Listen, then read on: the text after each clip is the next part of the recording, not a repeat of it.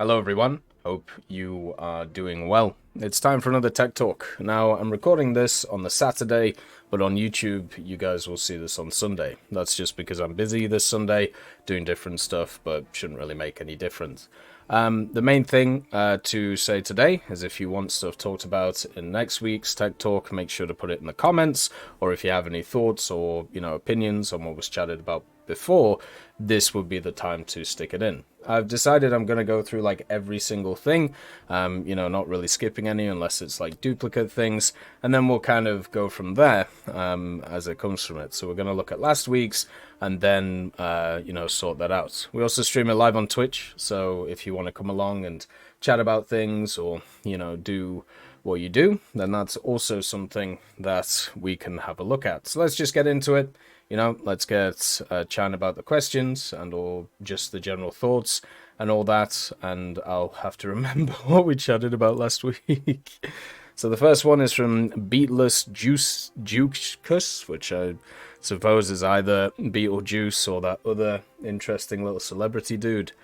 And the first thing is, I think for the decal thing, they should just make the decals automatically disable themselves in certain game modes.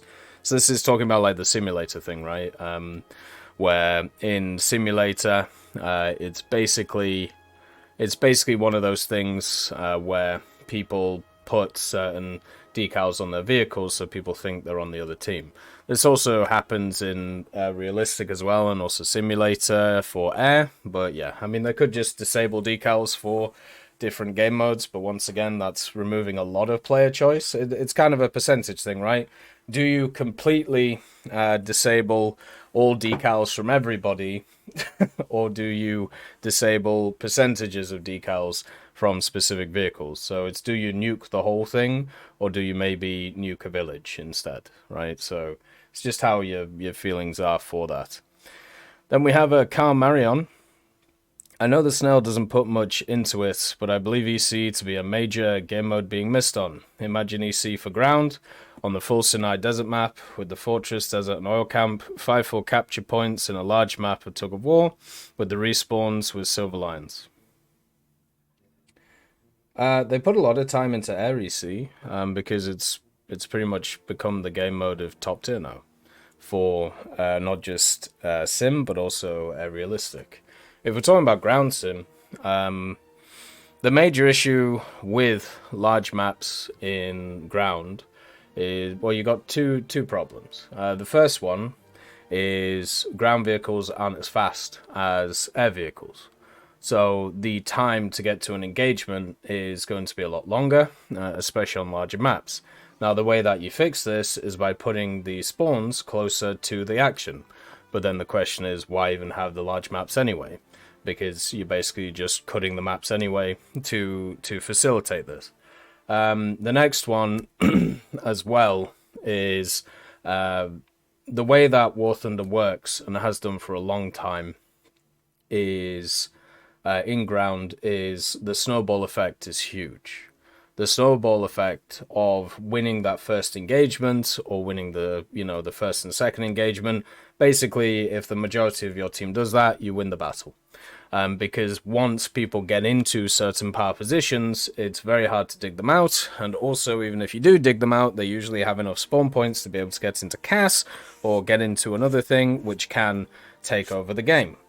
Now apply that to a longer mode, and also apply that to a mode where you have to travel long periods of time to get to places. Basically, all people have to do, win the initial battle, sit there, and wait for waves upon waves of enemy, forcing them to push into them, and then just keep killing them over and over and over again. Or just spawn camp them, right? Because that's all you need to do.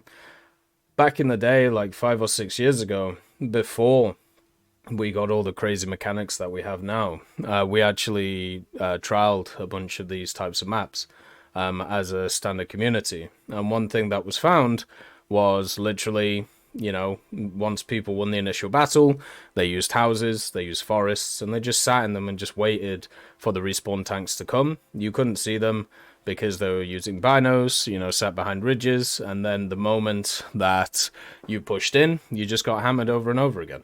So yeah, it doesn't work very well, this whole EC idea. You know, all you have to do is look at Naval right now, and the Naval EC game mode. Like, it's one of those which pops up, I think, every weekend, or at least used to, and the majority of people who play it compared to standard Naval games is a lot lower, and also it's a hell of a lot slower. There's also a lot of pushback about ARBEC at higher tiers, and also, you know, there's a lot of pushback about the sim stuff as well, so it's kind of all over the place. But yeah, the main thing, as I said last week, about these types of questions, and map questions in general, what you need to do, if you really firmly believe in these ideas, War Thunder CDK, get it downloaded, make some ground maps off the air maps, because the air maps are obviously big enough, make sure the terrain's all good, make sure everything works, and then chuck them at people and be like, alright, here you go, this is my thoughts, this is how I want to set it up, let's have a go at it. That's how you do these things. So if these ideas are the ones that you want to go with, you know, literally the general quote, build it and they will come. Or much better is build it and see if they come. It's probably a better setup for that. Then we have Paul D from good old Jersey Shore. Paulie. TEC. What do you think about this as an anti-spawn camper change? Have 3 or 4 spawn zones on every map. This would increase the difficulty of the enemy team being able to lock down these spawn zones, as well as giving someone who wants to continue the fight an opportunity to come in at a spot that is not being heavily camped. Yeah, sure. Why don't even do like 3 or 4 spawn zones? Have a spawn area. So, for example, this could work on pretty much any map. Instead of having like 2 specific points where you spawn on, just have like a block, like down a part of the map, like a grid, where you can spawn it anywhere in that grid. So that, instead of, once again, people making sure to lock themselves to specific areas, now there's no way you can cover that whole area with even 2 or 3 vehicles. Imagine like Poland or Fields of Poland, but you could spawn along any of that strip at the back, and then you could just make it smaller or tighter depending on the balance of the maps. And you know, they talked about how they have heat maps for everything, so they can work out where people are going, why people are going there, and then, you know, adjust it to that. Let's get away from the spawn point idea and let's get to a spawn area idea, right? I think that would be much more useful, and at the same time, you know, you wouldn't have to specifically have zones where you spawn in. Instead, you just have an area that you pick. But I like the idea of just having more, you know, simple as. Makes it a lot easier. So then we have Maxwell. Maxwell, HW. Hello, TEC. I have a suggestion for tank ammo storage. Tanks like the Firefly, after the first ammo storage or stowage, start putting the ammo at awkward places in the tanks, such as the front next to the driver. What if you could select which storage can be filled after the first stage one? Maybe they could have a multiple stage ammo storage where a tank has 3 or more stages to its ammo. I mean, they could do, yeah. They technically already do. It's just a default thing, right, that you can't change. So, you know, I know some people who would actually prefer a longer reload if the ammo was in a second stowage bay instead of the first. Good evening, Constable Rod. Nice to see you. But they could definitely do that. Like, think about like a Tiger 2H, right? Like, you don't necessarily want ammo in the back of your turrets, but it's always there. You can't do anything about it. But I would be fine with that. The only thing I would say is now the simple thing is now you need different reload sets for different areas of the ammo.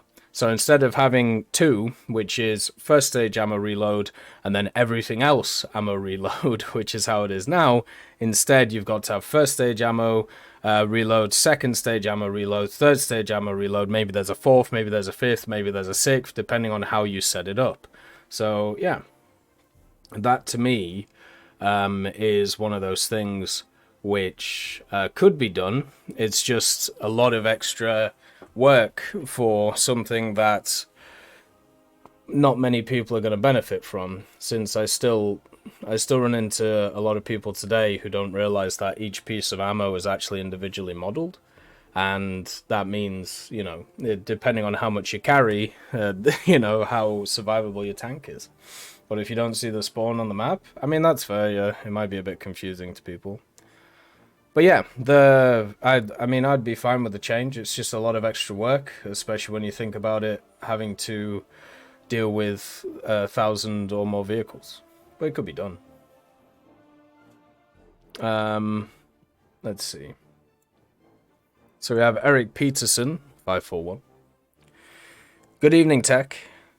I also would like your thoughts of the implementation of a jamming mechanic for jets. I think something that was overlooked because of the platform, in my opinion, was the Su-39 getting a first of its kind in War Thunder IR jamming pod.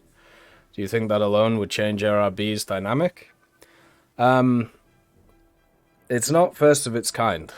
A lot of helicopters have the IRCM.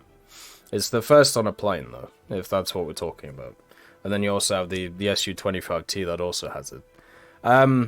Depending on the BR it's at, of course it's going to change it, right? I don't know how I don't know if there's any planes which are like lower end jets that aren't these like strike aircraft with like crazy munitions that would be at lower BRs with something like an IRCM. But the thing about it, like if you have a look at the BR for stuff like the Su-39 or the Su-25T, you're running into a lot of radar missiles at that point. So it doesn't make a huge deal.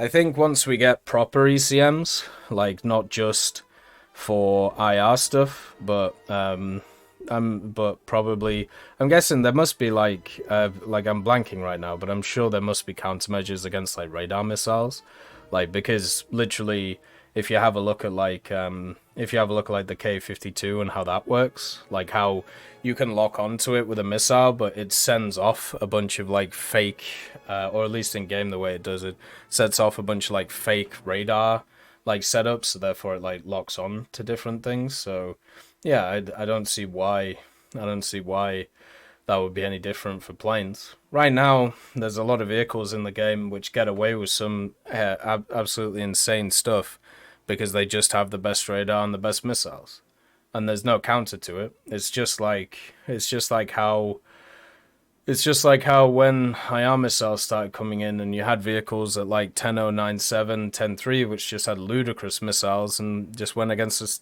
bunch of stuff with no countermeasures. It sucks. You know, it's really rough. And also at the same time, RWRs play a big role in that. We already see that they're maneuvering around RWRs, making them a little bit better, making them more precise.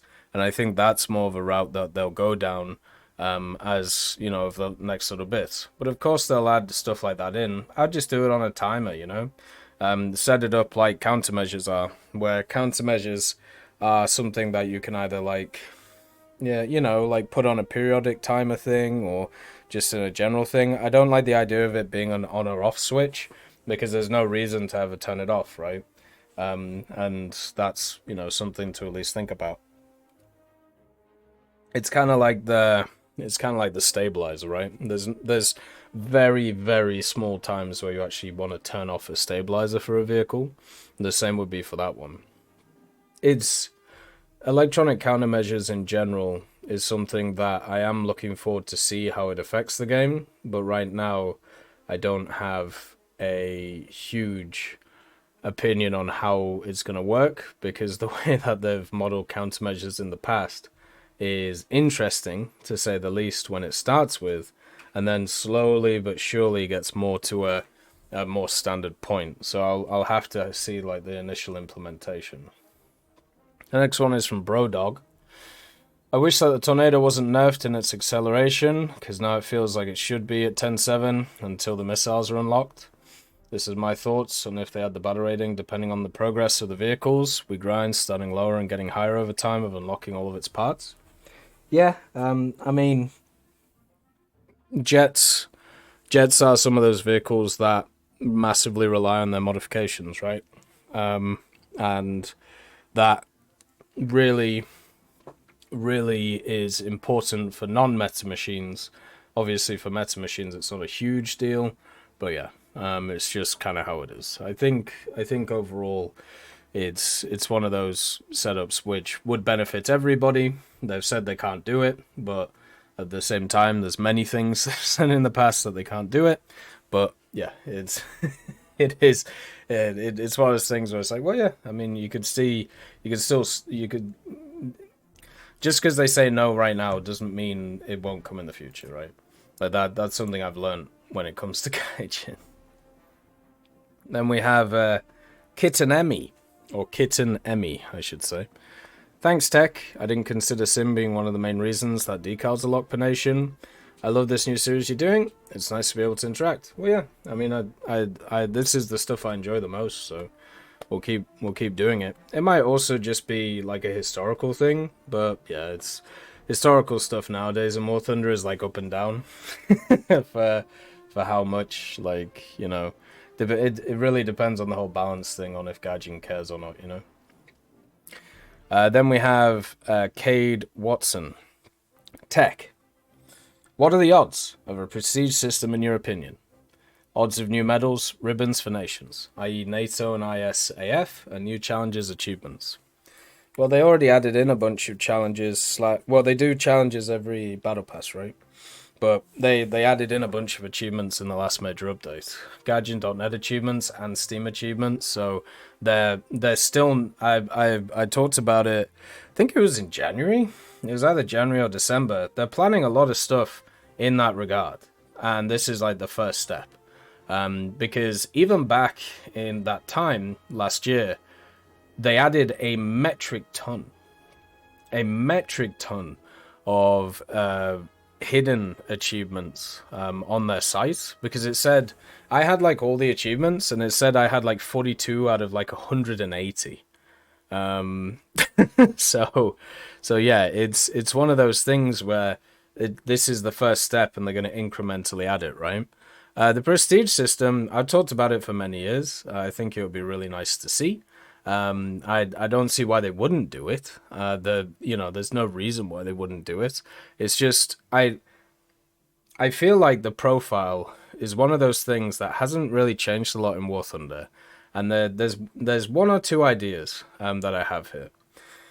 Usually when it comes to video games, once the core mechanic loop is sorted, then focus goes on customization, focus goes on like bright shiny things to keep people interested, because the core gameplay is pretty solid.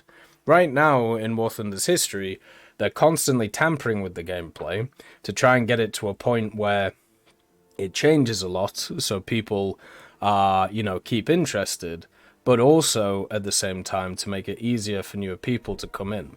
The next thing is they've been working very hard on customization, like the last few years. Whether it's like the camouflages that they brought in, whether it's like the boxes for the camouflages per update, whether it's like the Twitch drop stuff they've been doing, whether it's the esports stuff, whether it's like even just stuff such as, certain vehicles like the IS 2321 312 or whatever. That one is literally just a cosmetic difference IS2, right? Hey Toenails, nice to see you.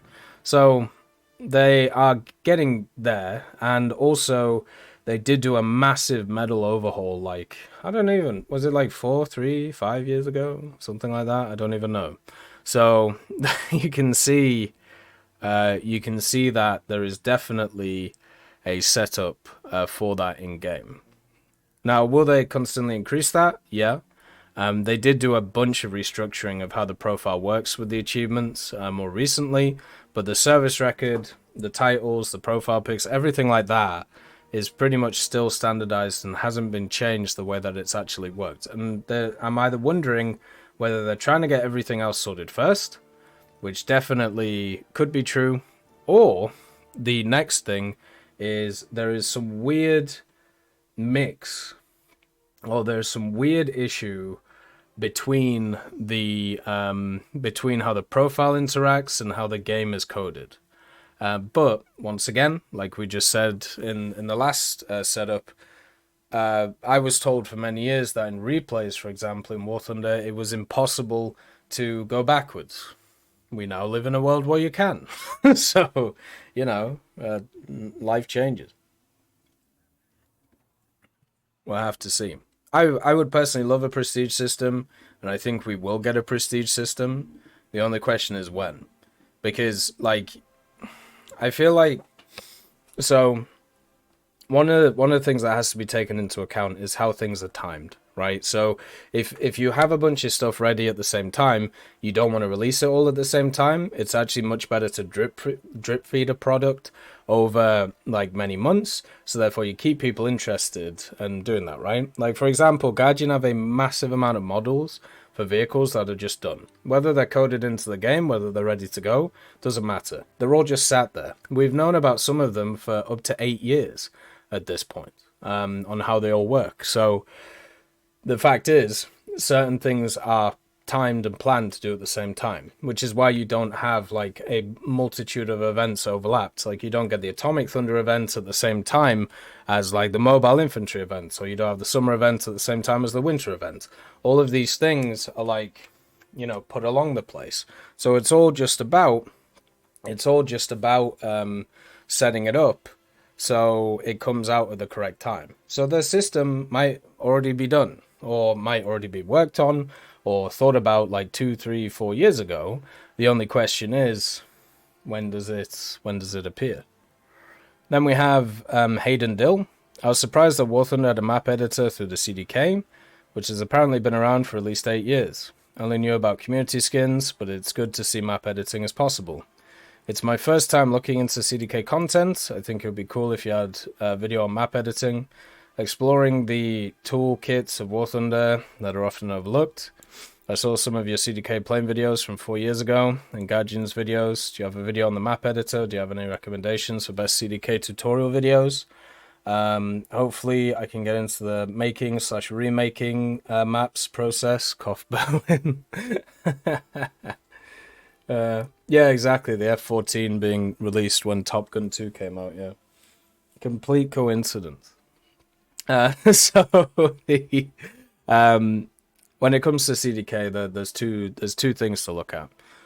You obviously have, you know, well, 3 technically. So you have the War Thunder wiki, that's pretty decent and stuff like that.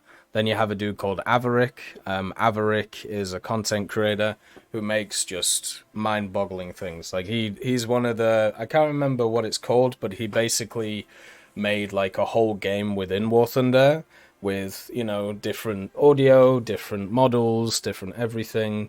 And it's just amazing. You can find it on War Thunder Live. The other person is Wingling Dragon. Wingling Dragon is a streamer, and he has a Discord. He's heavy into the sim community, does a lot of sim events over the past year with many different people. He makes his own maps and also knows people who makes maps too. So those are like the 3 places I would say. Wingling is a super nice dude. I always have time for him when I can, and I've really enjoyed a lot of the stuff that he's done in the past. Then we have emergency broadcast system.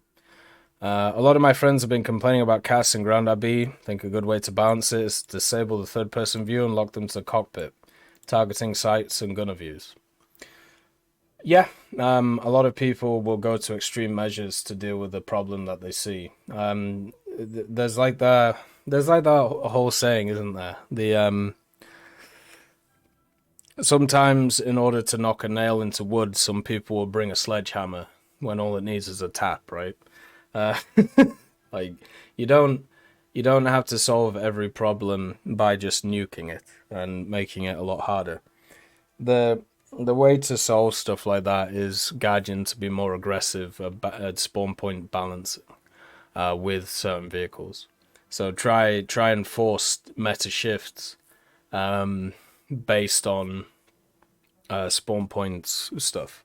And they started to do it with helicopters recently, which is nice. But also, they should remove the airstrike mod from light vehicles. Hey Sarge Moon, nice to see you. But yeah. Whenever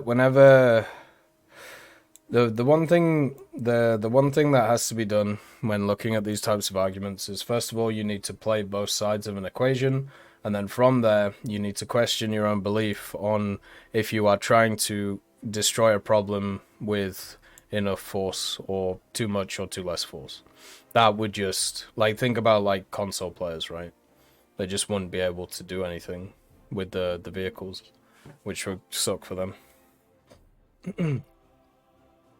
We have Andrew Fitzsimmons Evans, which is a hell of a name.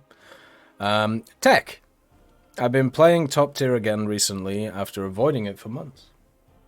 I have US and Japan at 11-7 ground, and it seems like Russia wins 85 to 90% of the time. Do you think it would be a good idea to split nations onto both teams, if that certain nation win rate is over 60%? Also, when is the snail going to bounce to T80 and all its variants? There's zero chance they aren't overperforming in matches.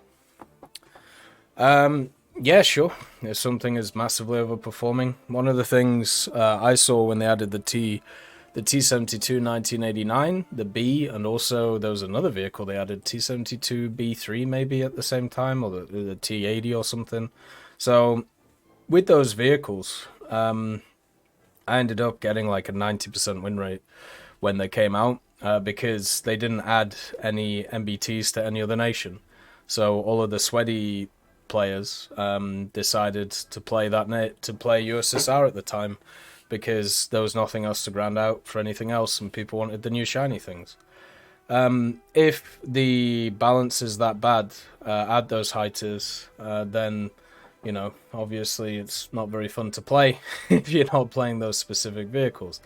The other thing to also note is, in a scenario like this, it really is a simple idea of, if you can't beat them, join them. And the reason is what we said about the last thing. Play both sides of the equation. If you use the vehicles that you usually come up against, then you know how they feel, you know how to fight them, you know their weak spots, you know all of these things. And through stuff like stats and also feeling of the game, you can get a good idea of how it all works. Now, the other thing about the whole zero chance on overperforming in matches, I mean, compared to like historical stuff, I don't like talking about high tier vehicles with the whole historical thing. None of them are historically accurate, in ground, because they can't be. So all of these like different like discussions people have, completely worthless about like what is historical, what is not, because none of them are. So, you know, it's a dead rubber. The actual, like, if they're doing better than average, then yeah, there might be. And if it does become really bad, then they should stick them on both teams and face each other. I agree with you. It shouldn't just be based on popularity of a nation, it should also be based on if they're doing well or not. Hey Turbo Boiler, nice to see you. Make tank RB and aircraft RB the same matches, because in aircraft RB the ground units are the last priority. Yeah, but then the ground units just wouldn't do anything.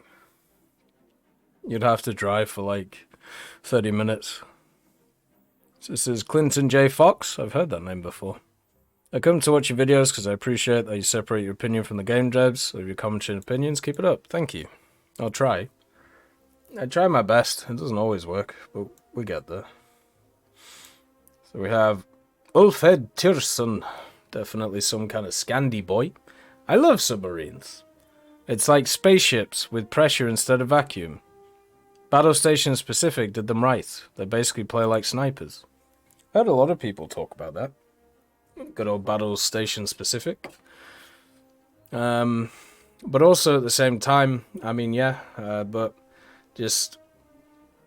I just don't think in War Thunder they would work very well, because of the way that matches are set up, because of the way that everything, you know, sorts itself out. And unfortunately, the other game which has them in, which is at least pseudo similar to War Thunder World of Warships, like, it's one of those mechanics that's kind of busted, just like the aircraft carrier stuff, right? Turns out sometimes adding stuff is not a good idea. Right, so next one. There we go. So we have Nicholas Shills. What's your opinion on Gaijin actually showing where they get their info for changes on some platforms? Example, the Italian Saetta with the Nettuno missiles recently had its missiles nerfed from 25 to 6. Factual weight, the warhead is 35, so Gaijin believes the housing weighs nearly 30k. After 2 years, it just so coincidentally happened to be the same patch where they added the new Russian cruiser with the AA missiles. When I submitted a bug report, I was told the Nettuno was based on a missile that wasn't even developed until 5 years after the Nettuno. Oh, well that's weird. Yeah, I'd be fully down for that. They do it sometimes. Like that's the thing. They sometimes do it with bug fixes, right? Like they'll put this has been changed to this based on this, and it's like nice, cool stuff, good historical change. But stuff like they don't do it for everything. They pick and choose their battles when it comes to that stuff, and it's the same with the changelog thoughts as well. There's a lot of individual things which go on in the background of when it comes to War Thunder, which is why the data mining is so important to it, so we can actually find out what's going on. And that doesn't even have everything that that also doesn't like go through all of the stuff as well. So can definitely be a bit of an issue. For me personally, I would love if they were open about everything, about all of their sources for everything that they change and everything that they do. And sometimes, like, when a vehicle is released, they do put out, like, the data sheets of them on the Russian side of the forums. I don't know how that works nowadays, though, because, obviously, you know, it might have changed with the new forum and everything, but that was always really cool. And I'm just hoping they do more of that in the future. Like, we'll have to see as we go on. But, yeah, they should be open about all the historical changes they do. Because they're not using changes which are classified, because then, you know, they have policies about those. So why not just mark out where they got it from? If they don't want to show the thing, at least show where they got the information from, right? And we have Bam Bam XCI, which is some kind of Roman numeral. Is that like 501? I don't know. What if submarines were just like planes and helis and had higher spawn points, and they allowed AI gunners to target missiles and rounds, and missile anti-air systems that are automatic? I also think they should make all of Naval under one tree besides submarines. Why? Why put all of Naval under one tree but not submarines? Oh, 151? Fair enough. I mean, yeah, they could do, like, submarines as, like, a spawn point reward, I suppose. I mean, yeah, like, you could do that, I suppose, but at the same time, like, and they allowed AI gunners to target missiles from rounds, and missile anti-air systems that are automatic. What would you... So, like... So you basically just spawn it, and then, like, everything does everything for you, and you just kind of chill? And just fire torpedoes every once in a while? Is that, like, the idea? I don't know. Oh, it's 91? Okay. But no, I mean...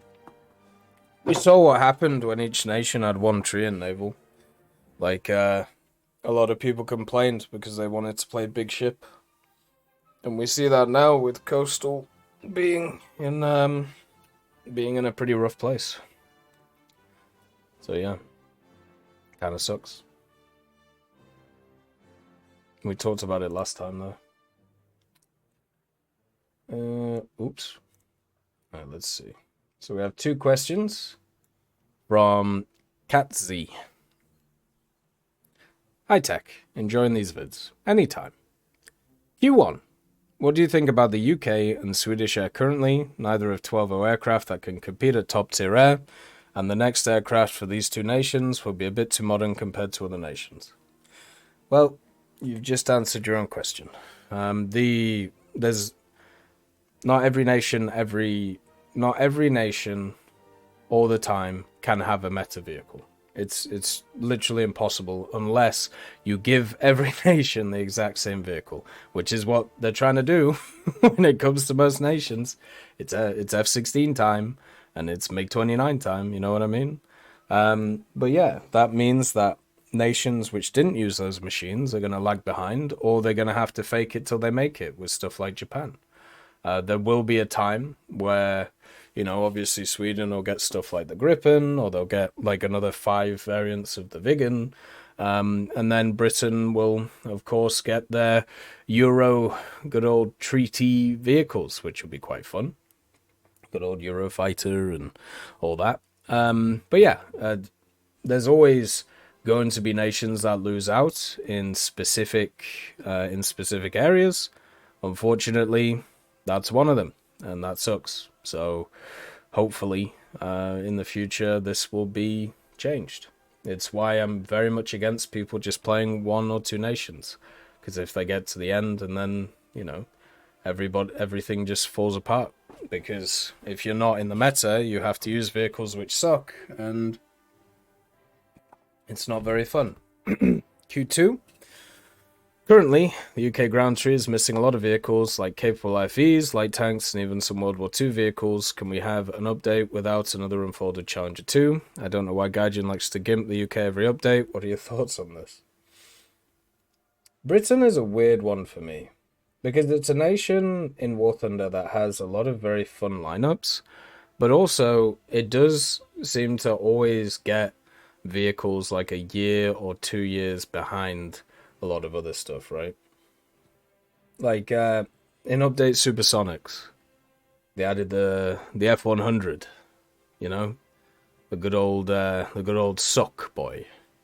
They also added the MiG-19. Completely different how it is now, by the way. That MiG-19 was a super weird vehicle back then. And then obviously you had stuff like the MiG-21 F-13 versus the F-4C later on. And you had like these big, you know, setups. What did Britain get in update Supersonics? The Javelin. The good old Javelin. And the Javelin's actually in a pretty good position right now. And that's the thing about these British vehicles. They're always a year or 2 behind everyone else, it feels, in War Thunder. So if that's the case, all you gotta do is wait a year, and they're in a pretty good place. The Lightning is a great example of this. The Scimitar, the Swifts, all of these are great examples of this. The only vehicle right now for Britain, which in the last, like, year or 2 has got worse, is the Vampire. Hey, Caster, nice to see you. So it's weird, right? Because I do agree that Britain is one of those nations that if you only look at, like, what other nations are getting, they do get left behind quite a lot in terms of technology and also when things are ready to go. But at the same time, that doesn't mean that the nation itself is suffering in the game. It just means that it has alternate BRs that are powerful compared to other nations. And will they get more IFVs? Yeah, of course. Will they get more light tanks? Yeah, of course. Will they get World War II vehicles? Yeah, of course. Why wouldn't they? All these things will be added. It's just a matter of time. And as I said, because Britain is usually 1 or 2 years behind a lot of other nations, we'll have to wait. But the most recent vehicles they've added to Britain, they've been pretty fun. You know, the Challenger 2E's been pretty nice. There was obviously all the South African stuff. What was the one this update? The Daring. The Daring was really fun to spade through. Just finished it the other day. There was the Churchill NA-75, pretty standard, good vehicle too. There's a lot of decent stuff, you know. A lot of nice things for the nation to play. Just not the most fully meta. So then we have President What the? President Irina Vladimirovna. Is this like a weeb thing? The profile picture says weeb thing. Hey Tech, love listening to your long vids while I'm trucking. 3 questions. 1. As a War Thunder CC program, as a member of the War Thunder CC program, do you have any idea why Gaijin still won't add the IL-40 for the USSR attack aircraft tree? It was passed to DES 4 years ago. It desperately needed to fill the 3BR gap between the SU-6 and IL-28. I don't know. The IL-10's there, isn't it? Just as a vehicle. But there's a few points to this. Just being in the CC program, we don't get told when like future vehicle additions are going to happen. Sometimes when we report stuff, like, you know, oh well, this thing needs fixing or this bug's screwed or anything, we'll usually get, if it's being worked on, we'll get a response which is, hey, we're going to. We're working on it now. We're just letting you know. Hopefully it's fixed soon, right? So that's like one thing that happens. When it comes to like new vehicles, the way that people work out or, you know what's coming is not through official sources. And as we've talked about before, whenever CCs have leaked when vehicles are coming, when they haven't been available to the public, it's not through official channels. It's through private channels which have been set up. So if you're a moron, then obviously you abuse these for power. If you're not a moron, you keep your mouth shut. But, you know, some people are morons. So the being part of the program doesn't give you that type of information. Also, number 2, if something is passed to the devs, it's obviously good. It means that devs look at it. But also at the same time, it doesn't necessarily mean it's coming to the game. It just is basically a way for the community to be able to pass stuff to the devs. So, you know, they have like the yay or nay thing, right? The IL-40 is also one of those weird vehicles, like it's the shotgun vehicle, right? It's one of those vehicles that has gone through a bunch of different iterations. I would actually prefer to see the IL-20, you know, the ugly duckling. But yeah, the IL-40 is just one of those odd ones which is gonna come eventually. It screams an event vehicle, like just as a vehicle, but it's also just one of those oddities that I feel like doesn't fit properly in what sets up. So yeah, we'll have to see what goes on with that. Like if War Thunder ends and the IL-40 isn't in, that would be very surprising. Thoughts on Gaijin allowing bots to fill the constantly empty sim battles? It sucks not being able to play sim at certain BRs simply because nobody is playing it. Yeah. I mean, at the end of the day, it sucks that bots exist. I don't like the idea of bots, and with the recent changes that's happened, it's made them go through the roof pretty much in all different game modes. But at the same time, they just need to bring some hammers down. And they have done a few times in the past. And they just have to keep doing it again. The other thing is, like, that is the eternal question about Simulator.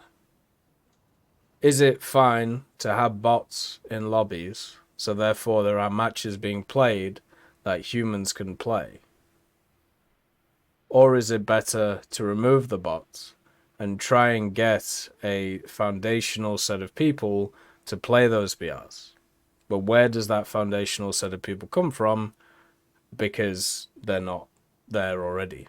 Or the people who would create that over the years have left because of the botting. So, yeah, it's a weird one, right? Because if they, let's say, I'm sure they are doing stuff about bots, because I have seen bot accounts banned. But let's say they remove all of them, just like, you know, Thanos snap. Then those areas just die. And you're hoping that there is enough people there to be able to fill those pretty much straight away. Which can happen, obviously. Like, it can be done. But it's just, how easy is it? And I don't know. Like, that's why they've always been super cautious about BR decompression, right? Which is always a constant thing that I bring up, but is one of those things that I'm shouted down for, because it's not an easy thing to talk about, or it goes against narratives. The next one is a fun one. If an extremely wealthy person built a replica of one nation's vehicle and then donated it to a different nation's military, should Gaijin add it to the game, like an American Tiger as an event vehicle? Yeah, sure, why not? Why not? I mean, technically, America could already get a Tiger, but let's say somebody built, like, I don't know, Su-39 and just like chucked it at like Britain. Sure. Now the way that War Thunder works and there's so much cross pollination on everything, yeah, why not? Have a bit of fun. Like I'd be fine with that. It's always interesting for lineups. I'd prefer it to go to, minor nations so they can have a better time. Like for Japan, just like chuck Japan like a heavy tank, like a jumbo or something. Just have a bit of fun. The next one is from Lewis PM. I love me chieftains and challengers, but they're difficult to love. In fact, the whole British tree is difficult to love. I don't know what else can be made to make it better, but I persevere. Any suggestions? Well, of course, Lewis. Add minor nations to it. Add subtectories. That will make it improve. I love my chieftains too. I love my challengers too. I actually do pretty well in the challenges. I do pretty good in the chieftains as well. But it can be a harrowing experience playing Britain sometimes, which isn't exactly very fun. So for me, the way to sort it out is a simple one. The way you deal with situations like this is you just add subtrees to it and stop adding independent trees so you can have better situations and have better times. Hey Panzerblitz, nice to see you, man. Hopefully you're doing alright today. Hopefully everything's good. We're just doing the tech talks for the week. So we have Paulie LDP this time, so 2 Paulie Ds. The tech tree grind didn't bother me that much, but stock grind was getting out of hand. I think I unlocked 10-0 UK before I spaded my 8-3 lineup. As for tech trees, I really want an Australia-Canada tech tree. It would be nice to see South Korea added in somewhere, but the US tree is the only place that makes sense. Yeah, Australia and Canada to Britain would be nice. Just chuck them in. And South Korea, yeah, it either goes to America or it either goes to Japan, depending on how you think. It could also go to the USSR. Like that's the crazy thing, because people always forget, like, South Korea used a lot of Soviet equipment, and that, for some reason, that's just blanked over. But yeah, South Korea could go to a lot of different places. The thing that's interesting about South Korea is we haven't actually had a event vehicle from them yet, I don't think, which is a surprise, because we now have the voice lines for them, and also we have, like, obviously a bunch of other things. So I'm wondering what that first one will be at the end of the day. I honestly don't think there's an issue between, like, spading a lineup and then unlocking the next bit. I would actually say there would be an issue if it was the opposite. So if you spaded all of your vehicles, but you didn't research the next vehicle in the tree, or the next, like, let's say, lineup in the tree, then that would be a problem. But the opposite I don't see as a problem. The time it takes to spade a vehicle, or the stock configuration of a vehicle compared to spaded, those are issues, definitely. But that like ratio there, I think, is fine. I don't have any issues with that at all. Then we have, let's see, Ray Hill. While intentionally extending the reload rate of some vehicles is a well-known Gaijin balancing tactic, or shortening them, remember, how do you feel about intentionally slowing the historical reload rate of an autoloader? Recently, I've seen a historical report that proves French 90mm should be 4 seconds. The report was accepted by the mod, with a comment about reload rate and balancing. As far as I know, this is the only case when an autoloader is slowed for balancing reasons. What's your opinion on this, and how well do you think the oscillating French turrets fit in next to the other nation's tanks? The autoloading, oscillating French turret vehicles are super fun, and there's a reason why none of them have ever gone down in BR. They've only gone massively up over the years, and that's because they're really, really enjoyable. Some of them have 4-second reloads, Like the Lorraine 40T has a 4-second reload, and the other brother at 7.7, I think the AMX also has a 4-second reload. Yeah, the AMX 50 Tower, that has a 4-second reload, and I'm guessing the standard AMX 50, oh sorry, the premium one. Yeah, the premium one has a 6.7, so that's different. But yeah, so some of them already do have a 4-second reload. At the end of the day, the 90mm is the one which is slightly different, right? But yeah, they're really fun. They're super enjoyable, and they also do use autoloader reloads as balancing. There are vehicles in the game that have autoloaders that can reload faster than what it says. An example of this is the Type 90. Technically, the Type 90 can the Type 90, at least like through video, right, has been shown to reload faster than it does. So those are still going to be balancing things compared to manual reloads. You know, they have definitely changed autoloader reloads in the past to balance vehicles a bit better, whether it's up or whether it's down. So then we have Ode. We have Ode's OADST. Is that supposed to be ODST, like Halo? I think this is like a Halo profile pic, right? You always spit facts. I love listening to you. Thank you. Edit. This just popped into my mind. Is there a reason why we can't get basically the same reward modifiers in EC as in RB? Like for Naval, for example. I will gain way more playing normal RB than EC, which makes me have no incentive to play EC, even though I find it enjoyable. I'm sure there's a reason, I just can't think of it right now. Then we have, I always say talks, oh, this is number 2. Okay, so yeah, the basic reason is, the basic reason is because different modes have, you know, different stuff going on. So for like AB to RB, usually AB, the battles are a lot quicker, there's a lot more tanks that spawn, there's a lot more of this, there's a lot more of that, there's a lot more action going on, so therefore the modifiers are a bit lower, because you technically have a chance of having more actions. The other thing that's huge, especially when we compare RB to EC, is time. One of the big factors on how much you get for rewards is time nowadays.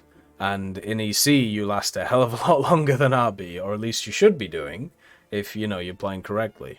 So that factors in massively to it. If you made all of the rewards across the board like similar in terms of effectiveness, then people would just play like one mode for that reason, because everybody would just pile into that, and that's the one that goes on. You need to give different incentives for people to play different modes in order to kind of push around and, you know, try different things. And also, it might just be player proficiency. Some modes you're going to be better at, some modes you're going to be worse at. That's just, you know, kind of how these things go.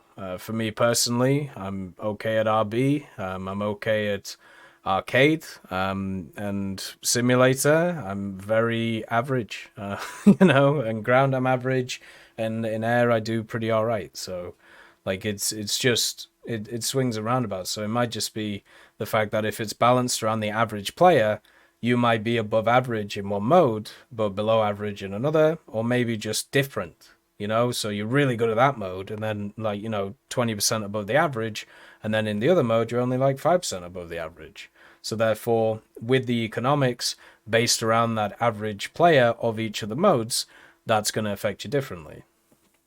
So then number 2, let's see. Well, I've read this last little bit. By the way, never apologize for writing too much. And also don't apologize if the comment was annoying either. It's all good. You can write whatever you want. Like my response might be a little bit different. You know, might be a little bit more direct sometimes, but never apologize for giving your opinions on things. It's a bad idea. Always stick to your guns. Number 2. I always hear talks about playable carriers being added, and it always scares me. I think it would be cool to see these massive ships, but having to fight them and have them in the game as playable is one thing. I pray that playable carriers never get added. Used to play World of Warships Legends, and I would never stop playing it. Then they added carriers, and it immediately made the game unenjoyable to me. I don't want the same thing to happen to War Thunder. The idea of players controlling bot aircraft basically apart from float planes doesn't sound like War Thunder. I feel like in War Thunder you have more of a connection to your vehicle, and with a carrier you are just throwing aircraft at people. Not to mention, not every ship can handle even one plane, let alone an entire squadron. Plus the idea of someone killing me that is over the horizon isn't fun, unless I had suitable countermeasures like modern vessels fighting missiles. I think, if anything, War Thunder could add seaplane tenders, which would be cool. I'm just wondering your opinion. I mean, we basically share the same opinion. I really hope drones has woken people up. I really do. Has woken people up to this idea of just getting nuked by stuff that you can't see. It already happened a lot before, but drones was like the tipping point, in my opinion. So, for example, for drones, you would just randomly die. You wouldn't hear anything. You wouldn't hear anything coming in. You would just be focusing on something and then pop. Your vehicle's dead. That's what, for me, if you add like top-down artillery mechanics, if you add submarines, if you add ballistic missiles, if you add stuff like carriers, those all those things that people bring up all have that same method of murdering people. Safe zones away from things designed to not be attacked at, and then you just get nuked by something that you can't do anything about because it's just appeared out of nowhere and you can't respond because you're dealing with all of these other things. So those types of mechanics, for me, are horrendous. And when I think of World of Tanks, one of the biggest things that I've heard people complain about is artillery. Which is, think about how many times I've had to change artillery over the years to make it either good or bad or try and balance it. Same with aircraft carriers and motor warships and also submarines. Many different variants of them, just trying to either make them good or trying to make them fit in the meta. It's impossible. And the same is with War Thunder. I like the idea of the seaplane tenders. I think they're kind of cool. But I would prefer them to focus on other parts of Naval first. There's so many cool and innovative, interesting vehicles which are around the place, like stuff like the monitor classes, which we talked about in the summer event video. Like stuff like that, I would much prefer. Would be, pretty fun. Hey, British dude, nice to see you. Yeah, sure. It's a very good tech tree. You should give it a go. But yeah, so I'm really hoping that drones, just as an idea and how they were added, and also how you see stuff right now, and where they are in the game, I just hope that that is just like lit up people's eyes to what could happen if they add in these other mechanics, right? Because the only people who like drones right now are either people who don't like grinding out the air tree, which is fair, and also people who don't play against them, basically. At the end of the day. So then you have Der Anständige Heilig Fuchs. Solid German name. Submarines will inevitably come, but they'll most likely be a more refined version of what we saw in 2018 Silent Thunder, with the addition of things like AI cargo ships and destroyers that have some kind of anti-submarine weapons that have airbase AA accuracy. Sure. I mean, I played Silent Thunder. It was so boring. It was incredibly boring. So, if that is like the standard and what's going to come up, fair enough. But it was really poor, and also, it was also incredibly buggy. At the end of the day, I'll have to have a look at how the War Thunder mobile stuff is happening because they actually have carriers and submarines. I haven't heard anything about it, so I'll have to have a look. So we have Superior Sloth. I still feel as if they were to add subs to the game, there would be a mass increase in players to flood Naval, which is needed hardcore for it because the queue for Naval is just so long anymore. Faith in these things is fine.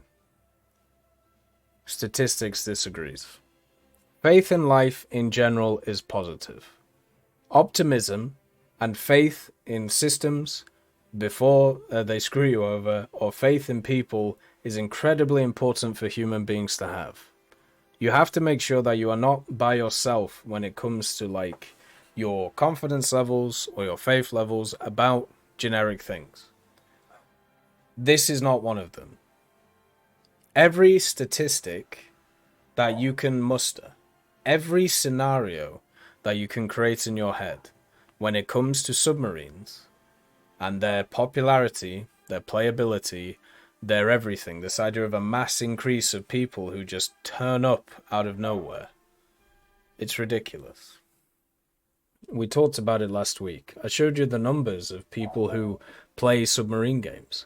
I showed the numbers of even sales of games which are based around submarines in like 10, 15, 5 years ago. They're just not there. This is another one of those things that because it's not added to the game and because it's not there, a lot of people discuss it and talk about it, right? But once it's added to the game, you will not hear a peep. That's just how this stuff goes, right? It's like, it's the same guys as the people who go, oh, well, I'll play Naval when the Bismarck turns up. Oh, yeah, okay. But you're going to have to, like, grind through all of these different things to get to them. The other thing we haven't even talked about when it comes to submarines is not every nation has access to them in the same way. So, yeah, it's just how it goes. Like, it's just another one of those things that everybody will discuss until it's added, and once it's added, it's forgotten about in 2 seconds. Right? Which happens a lot with Naval, unfortunately. Because it's a pretty fun game mode when it can be. I've been playing a lot of it. Like, the Destroyer stuff has really grown on me. It feels a lot better now, especially with the DM changes they've recently done again. It feels like I am actually doing a lot more damage than usual, and that's good. But at the same time, right now, it's, you know, right now, I just don't want to screw with the balance of that stuff. If you can find me a sizable set of people, like if you do like a poll, or if you find, you know, like Discords, or if you find like people like this who are all interested or say stuff like, I will play Naval if they add subs, just show me them. I'd love to see him, right? I'd love to see him. AJ. So then we have Sava. If they decide to add you,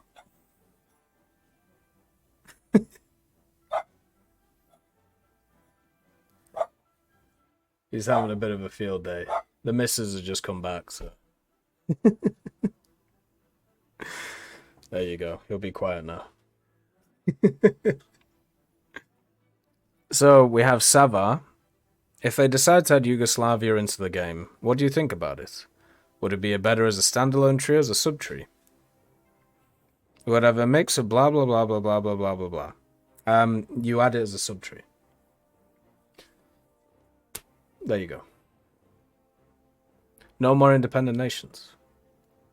It's not fair to the average player. The only people who want independent nations are people who are unfortunately way too tied to specific nations. They're incredibly nationalistic, which is completely fine, but you can literally still have your flag in the game. Right? It's as simple as that.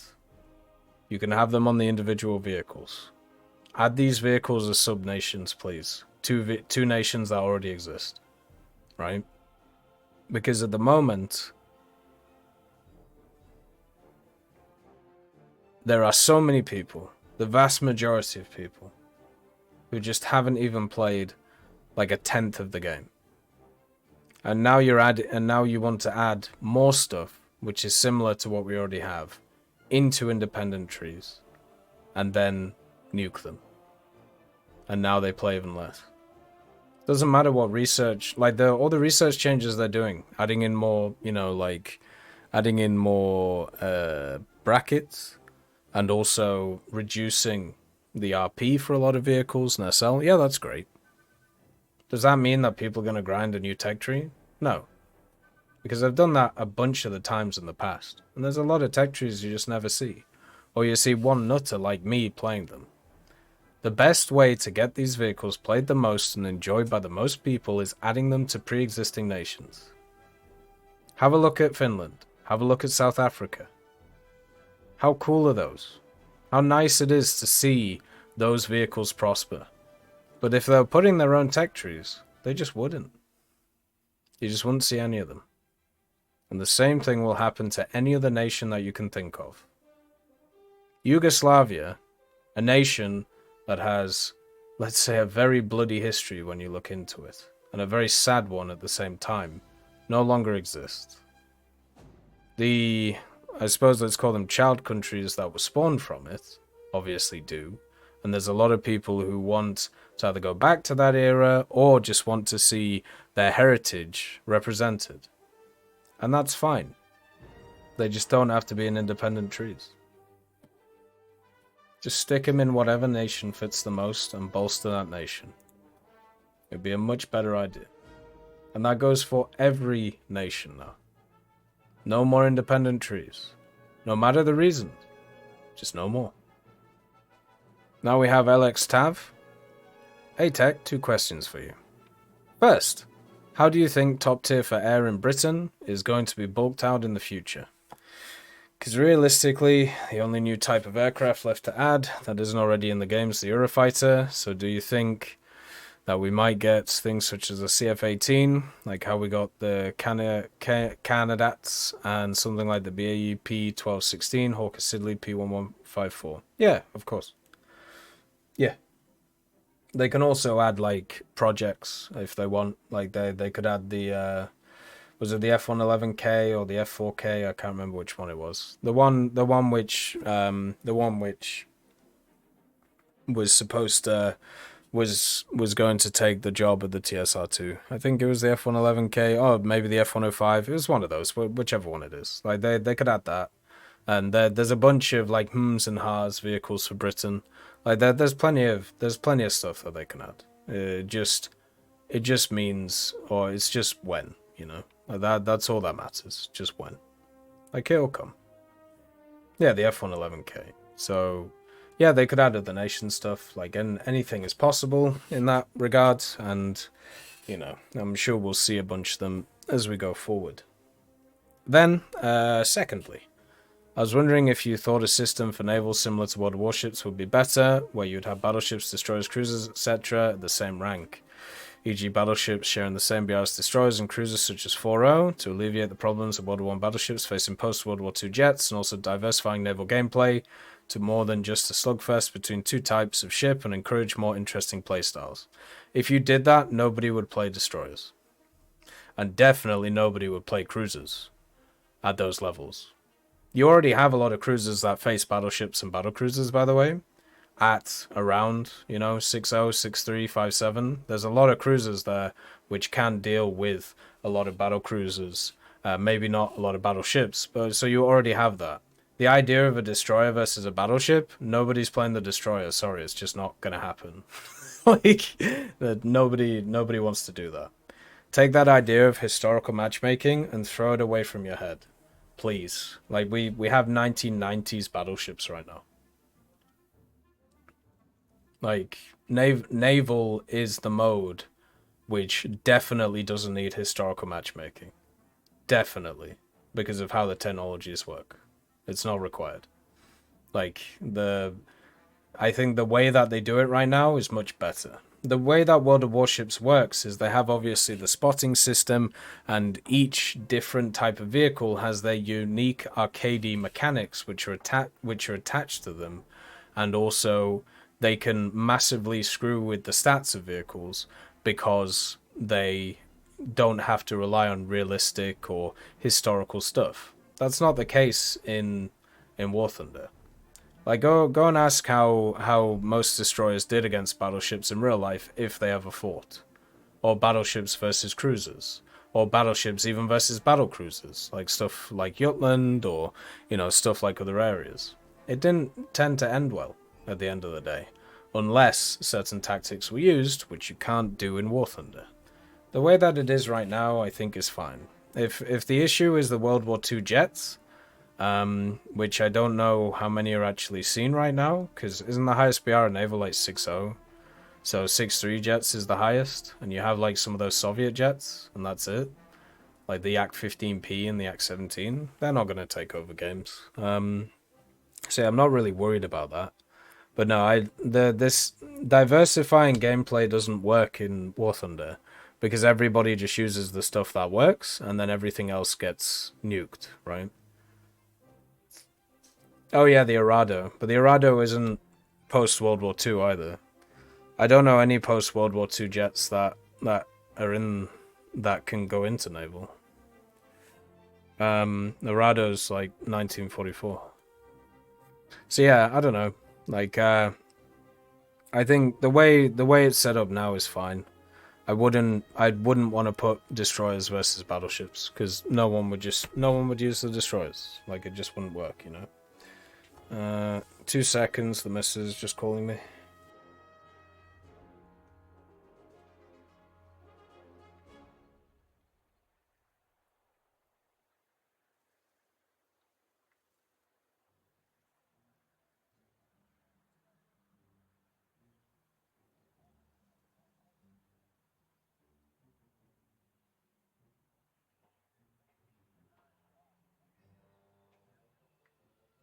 Alright, sorry, I'm back.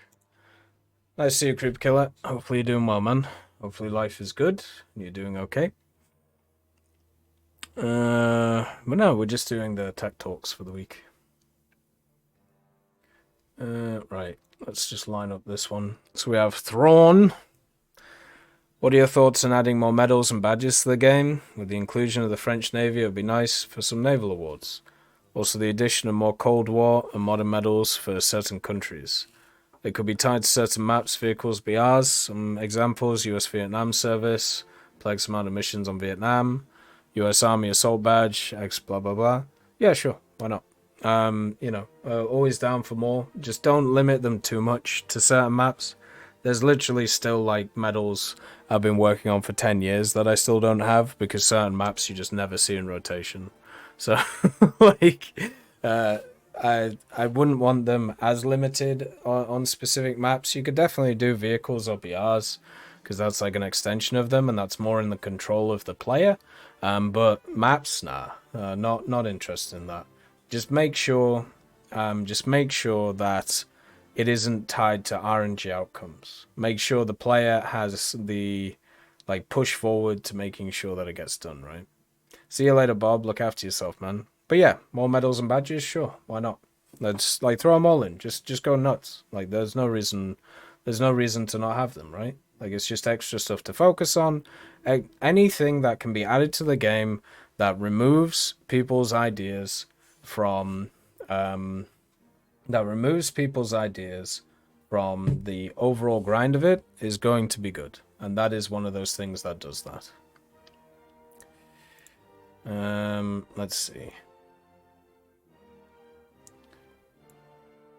So this is from Nikolai Sutoverich. Or Suterovich. It's kind of cool. Hey Tech, this is a big of a long comment and not a question, okay? But you made a point early on about how some Cs talked about making the grind harder, so there are less noobs at top tier. I have an interesting thought about this that might curb that mentality. I believe the biggest reason there's so many noobs at top tier is because of the immense grind that this game is. If they made the grind easier, more obtainable for your average player, it would in turn reduce the masses of noobs using top tier premiums solely for the rewards. This in turn would reduce a lot of the issues we find at top tier, like one-death leavers and incompetent players due to the lack of experience with the top tier mechanics.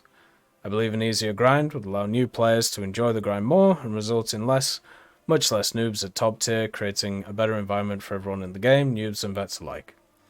Technically, that would increase the amount of noobs at top tier because it takes less time to get there, right? But I get the point. I mean, I'm always fine with reducing the grind. For me, I don't.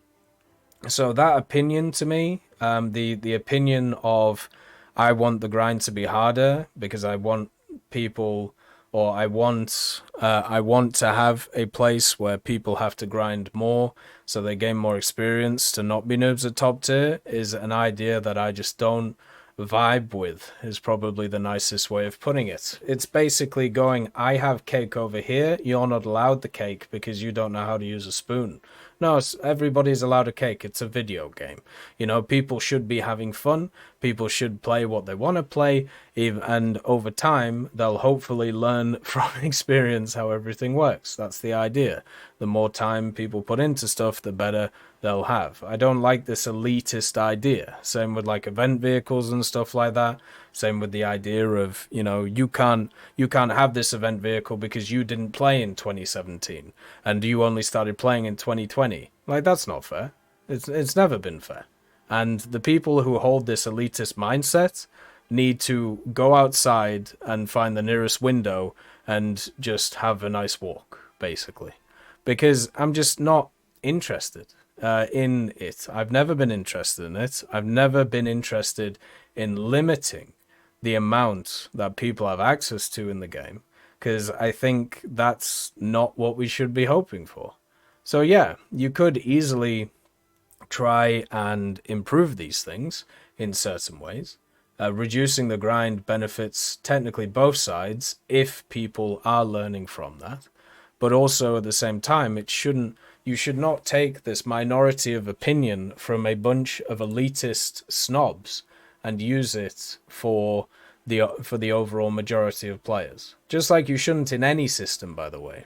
The opinion of the upper echelon 1% of players that is designed for that echelon and removes like everything from the 99%, or is designed so that 1% stays the 1%, needs to be disregarded in every fucking way of life. Like, not just video games, but everything, because it's a very, very bad setup. It basically means that these people stay on the top all the time and nothing else changes. Right? That's no good. We did that. It's called feudalism. It's bad. Doesn't work very well. Vast majority of people don't benefit from it. It's a bad mindset. Hey Flaky, nice to see you. Hopefully you're doing good. Magic ones for the Meteor When. Let's go. The Meteor with the Sapphire engines would be pretty cool. So then we have Dalezabub. In regards to botting, I believe a simple way to combat the bots is to implement a few capture systems designed as War Thunder minigames that last maybe 3 to 5 seconds that you have to complete to enter the battle button can become accessible. Having a system where you have to manual input from a player before each match may be annoying, but it would sideline bots from being able to automatically join a battle. Capture War Thunder logistics minigames, what could go wrong? Also still waiting for the MX-10 RCR and French LWR. It would always be nice to see French things, but also at the same time, capture systems have been beaten for a long time. I'll try and find an article on it. You'd have to modify them constantly.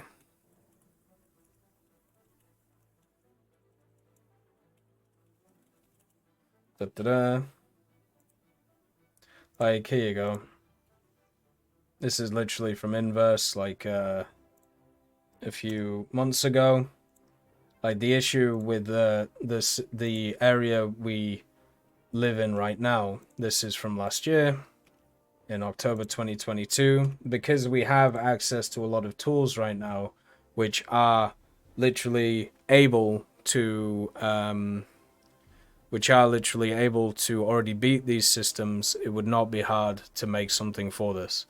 Because artificial intelligence is at a level now where you can massively brute force stuff, and because of the way that War Thunder works, you could just work out the patterns for it and then just create something that does it. Can it be done? Yes. Would it have to change all the time? Yes. Does it frustrate the average player so they'll stop playing? Of course it would, which is why you don't see it in any other game. Like, literally, you don't see it in every other game. It would, and also if the bot doesn't get into the battle, that's fine. You could just have, like, let's say you have, like, I don't know, 50 captures, and most of them have like a specific like area or the way that they work on it. Then they'll just set it up so it completes like 10 of them with a certain set of commands, and therefore they just don't get into a fifth of the battles. That's fine, because the bot's constantly running all the time, so they just don't care about it and they just wait, right? It's like an impending doom kind of thing at the end of the day. But yeah, like, they could add all of this stuff in.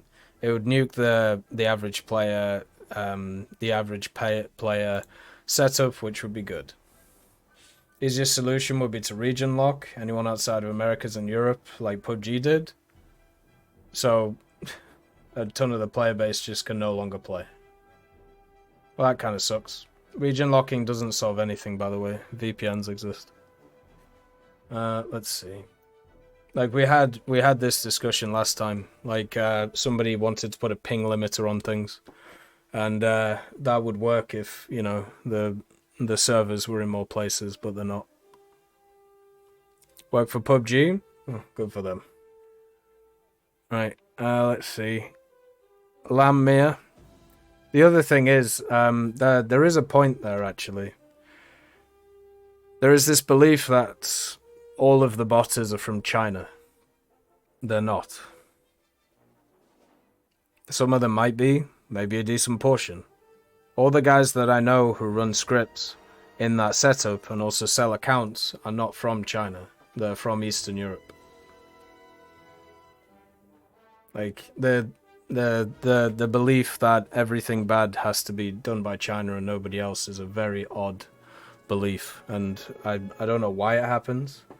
It happens, I mean, the only thing I could say is it happens a lot on Americentric forums, and also because people believe certain cultures are more prone to this stuff because of how they're raised, but I'm not gonna get into that right now. Like, it's a big topic, and yeah, it just can't be bothered.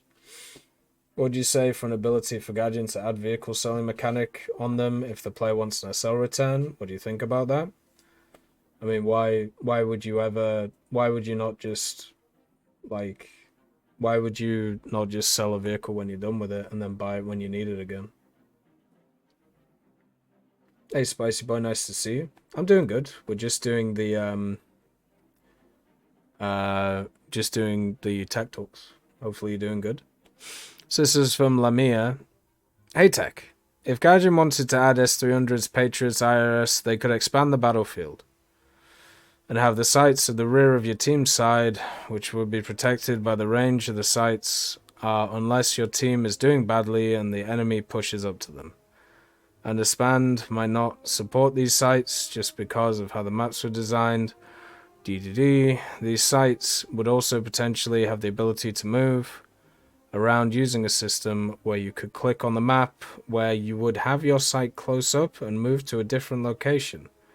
Alternatively, you would control one vehicle and have the other vehicles in your system follow you in a convoy.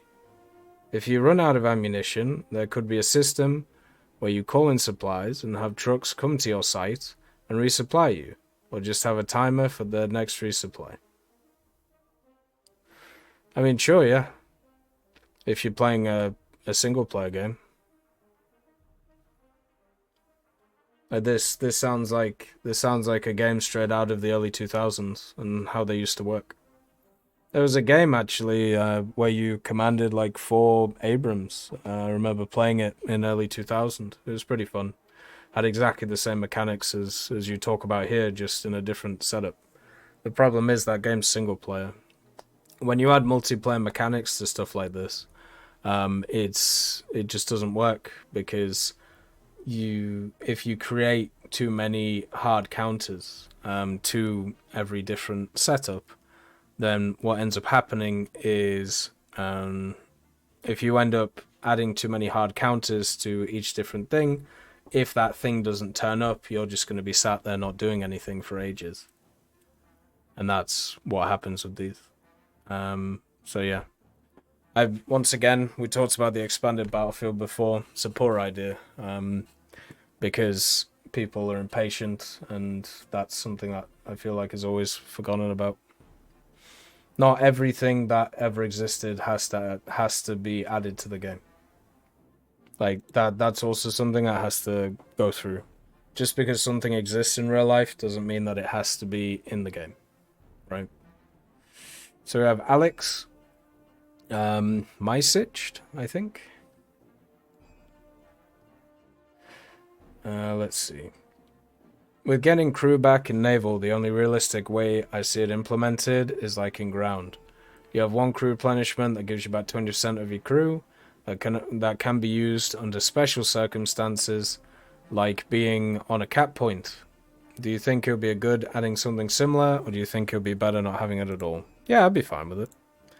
Like, as long, I think just having something like that is fine. You know, I honestly think in general that's an okay thing to do. You just got to be a bit careful with the percentages, right? But you could change that over time. It just has to be a percentage. It just can't be a single number because, you know, different vehicles have different amounts of crew to start with. But yeah, I'd be all right with it. You could make it on caps, so if the large capital ships or, you know, the large ships we have want to get the crew back, they have to, you know, you need to go to the caps, which is not the easiest for them. With sub-trees, I think they should add flags, like maybe once you open a tech tree, they could put it between the buttons to select types of vehicles and the search button. I think people would like to see the flags of nations that they're interested in, and would make it easier to see which are already in game. I know there's Finnish in the Swedish tree and South African in the British, but are there any more? They could even grey out the flags. If you, example, open the British ship tree, but since South Africa don't have any ships, their flags can be greyed out. This would still keep the current structure, main host and subtree. I mean, yeah, like they could do that, I suppose, if people were really bothered about just a flag. But when it comes to War Thunder, you already have those flags, right? Like all these vehicles have the flag on it. Yeah. So you could technically put a flag here if you wanted, or you could put this as like an independent like nation up here. Or you could maybe right-click this or something, and then the nation would pop up, and then it highlights it, so it shows you all the different vehicles from that nation. Like, if people are really bothered about flags, then yes, you could do that. You know, you could have like two ticks. You could have like Sweden, then you could have like Finland, and then if you tick Finland, it highlights all the Finnish vehicles that exist. Also, you know, there's a bunch of different vehicles and different tech trees from different nations, right? So like you have the Australian flag for these guys. So yeah, like you could do that. Like it's possible to do. It's just that's a lot of work for I don't know how else to put it, because people get kind of triggered by the word, but it is how it is. It's a lot of work for a bit of nationalism, which, you know, is okay, but like is it needed? You know, the flag's still there. The vehicles are still there. If people are interested in that stuff, then they should already, you know about that stuff. But yeah, I don't know. So we have Eucalyptus Bonbon. My best tip for getting nukes is mainly playing vehicles that you really enjoy and just play fairly competently. And don't think about too much about getting nukes. If you play stressing to get the nuke, I can almost guarantee you won't get one. Playing good vehicles obviously helps, but it's not needed. I mean, yeah, you know, play vehicles you're proficient in and just don't think. You know, War Thunder as a game actually is one which is a problem because people critically overthink in the game. If you don't overthink and you just kind of play and relax, which is why it's good to like talk to people while you play or talk about different things, you'll do a lot better. It's weird. It's a game where you've got to be super careful about over concentration, and that's like for standard matches. Obviously, competitive stuff is different. Then we have Bruce R1. But next time, I don't understand why they don't use ammo costs and or spawn point costs more for balance than they do currently. Like if some missiles are 80 gems, fire and forget, 20mm APCR, P8 bomb, whatever, was legitimately hard to obtain in quantity in real life, so you couldn't just spam it, why not just make it more rare by making it more expensive to use? Instead, it just seems to be universally weighted by rank, regardless of other considerations. That's probably my biggest lingering question about Gaijin's game philosophy. They definitely don't take into account historical amounts of munitions and how much they were used, because that, from a game balancing point of view, you're basically adding another factor into something that doesn't need another factor. They do balance by spawn points a lot more of the higher tiers, like if you have a look at like guided munitions or you have a look at like missiles for certain things, but I do agree it should be done more, and also they should react quicker. A lot of things can go for months, like just being absolutely broken in the game. I mean, even now we have things like for years. Like if you have a look at like the A4E with its 3 guided bombs, if that thing gets into the right matchmaking, like 8083 matchmaking, there's nothing that can touch that thing. Like honestly, it's just nuts. So it's just about responding quicker to these things. And they've done so a few times in the past, like the Harrier GR1, for example, the Su-25, stuff like that. But they just need to be a bit quicker at doing these things. They recently did a rebalance to spawn points for helicopters, but yeah, it just needs a little bit more. And then we have a user ZQ4QM2IO6T. Nice. Maybe I want some brie. After a long naval topic conversation, I'd like TEC to make a tutorial on naval targeting and aiming, tactics and strategy. I've seen others, but they're not TEC. Please and thank you. Yeah, I read this one a few days ago, so I already did it. Like I was like, oh, sure. Like so, yeah. It's on the YouTube channel now. There's a full-on naval aiming tutorial. Tactics wise, I mean, I talked about it a little bit in the thing, but I'm not gonna. The problem is it's very match specific, and that's the issue with like a lot of ground stuff as well. Air is a bit different to that, which is why I've done a few videos in the past about it. But yeah, it's the naval aiming video. I went through absolutely everything that you can when it comes to naval aiming. So just go watch that, and you should be good. Then we have Daniel Jake Souza. I like the idea of Hake for some reason. I'm actually in doubt on how is the tank planes are chosen, because we have an Argentinian tank but no Brazilian tanks or planes. Both that are used by many nations, some major in War Thunder. I'm wondering if there's a possibility of it being used. Yeah, of course there is. There's a possibility of any vehicle coming into the game. The reason why they pick different vehicles is based on popularity and also what fits in with the other plans that they have to add to the game. So if they see, for example, a lot of people from Turkey playing the game, as we've seen, then they'll be like, hey, maybe we should give Turkish vehicles a go. If they see a lot of people from any specific region, they're like, hey, maybe we can throw in a bunch of vehicles and see how people respond. The Macavas are a great example of this. The Roycats 105 is another example of this. And if people like it, then hey, maybe we can throw in a bit more. Maybe we can just go in. It's all based on stats. It's all based on, general statistics. There have been several insanely long talks about how they take statistics which they gather and basically use them to make decisions going forward, not just from a marketing point of view, but just from an actual, what to add point of view.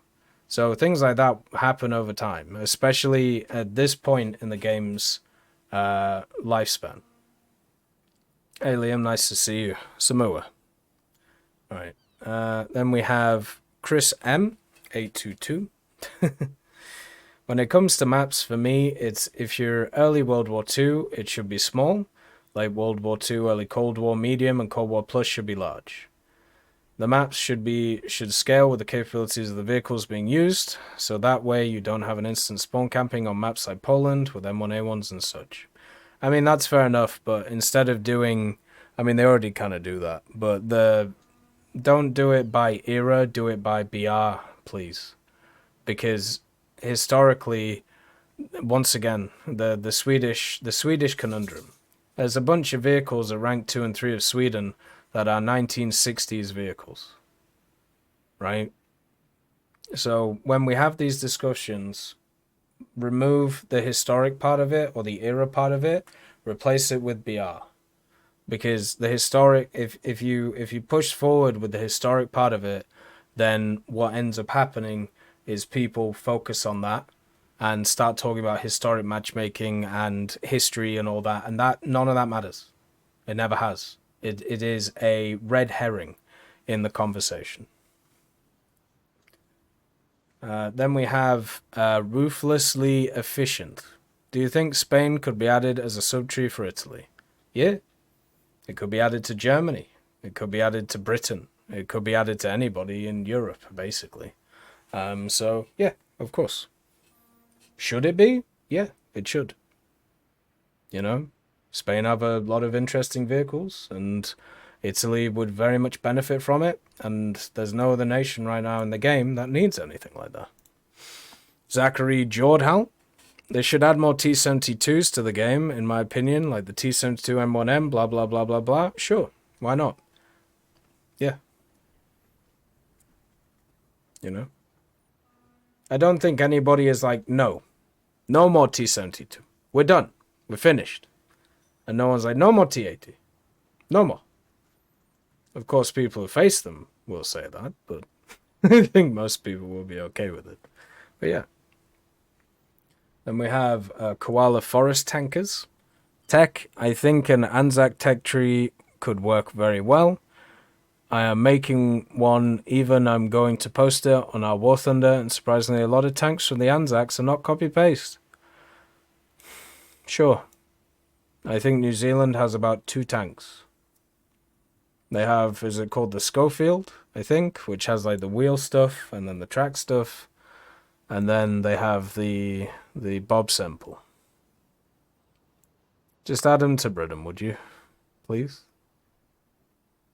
Anzac is Australia and New Zealand. But yeah, just add them to Britain. No need for this independent stuff. There's no need. If you want more people to play these vehicles, and you want more people to enjoy them, you put them in pre-existing tech trees. Okay? So now we have Victor Dalgard. What is your take on the new tow mechanics on the Weasel 1A2? I feel like it's broken, borderline unplayable, and the missile not maneuvering until it's far from the Weasel, but not sure if it's how it's supposed to be.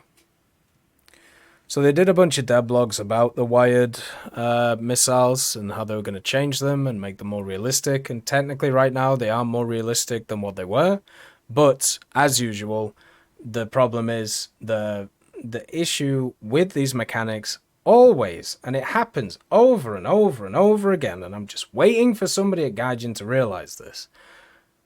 These types of mechanics are heavily affected by ping. Heavily affected. Because the amount you're able to maneuver the missile, and also the amount you're able to, for the enemy vehicle to move, and depending on where they are and where your missile are, is affected heavily by ping in a situation. So in a vacuum, where you're facing stuff at 0 ping, a lot of these changes, especially when you have a look like the test drive stuff and things are moving around, they're easily able to be maneuvered and not too bad. But when you add any level of ping to it, whether it's somebody you're facing on high ping, or you have high ping, or just differences in ping, it just makes the whole thing just nuts. And I'm sick of it happening. It's happened like 3 or 4 times with different bloody mechanics, and there's no need for it. Just please take that into account when designing these things. Because it honestly feels like it isn't being taken into account. I've been trying to play stuff like the Mephisto, the M113, and things like that, and it's just rough. Even like the Type 89. Like, if your missiles are slightly up-angled, like you are looking over a ridge and your ATGM launchers are up-angled, they just fly into the air, and then when they correct, they just hit the bloody ground. It's so annoying. And that's what all these vehicles are right now. Just annoying. Sometimes making stuff more realistic is not the way forward. Sometimes it's better to just chill and, you know, deal with stuff in different ways. Let's see.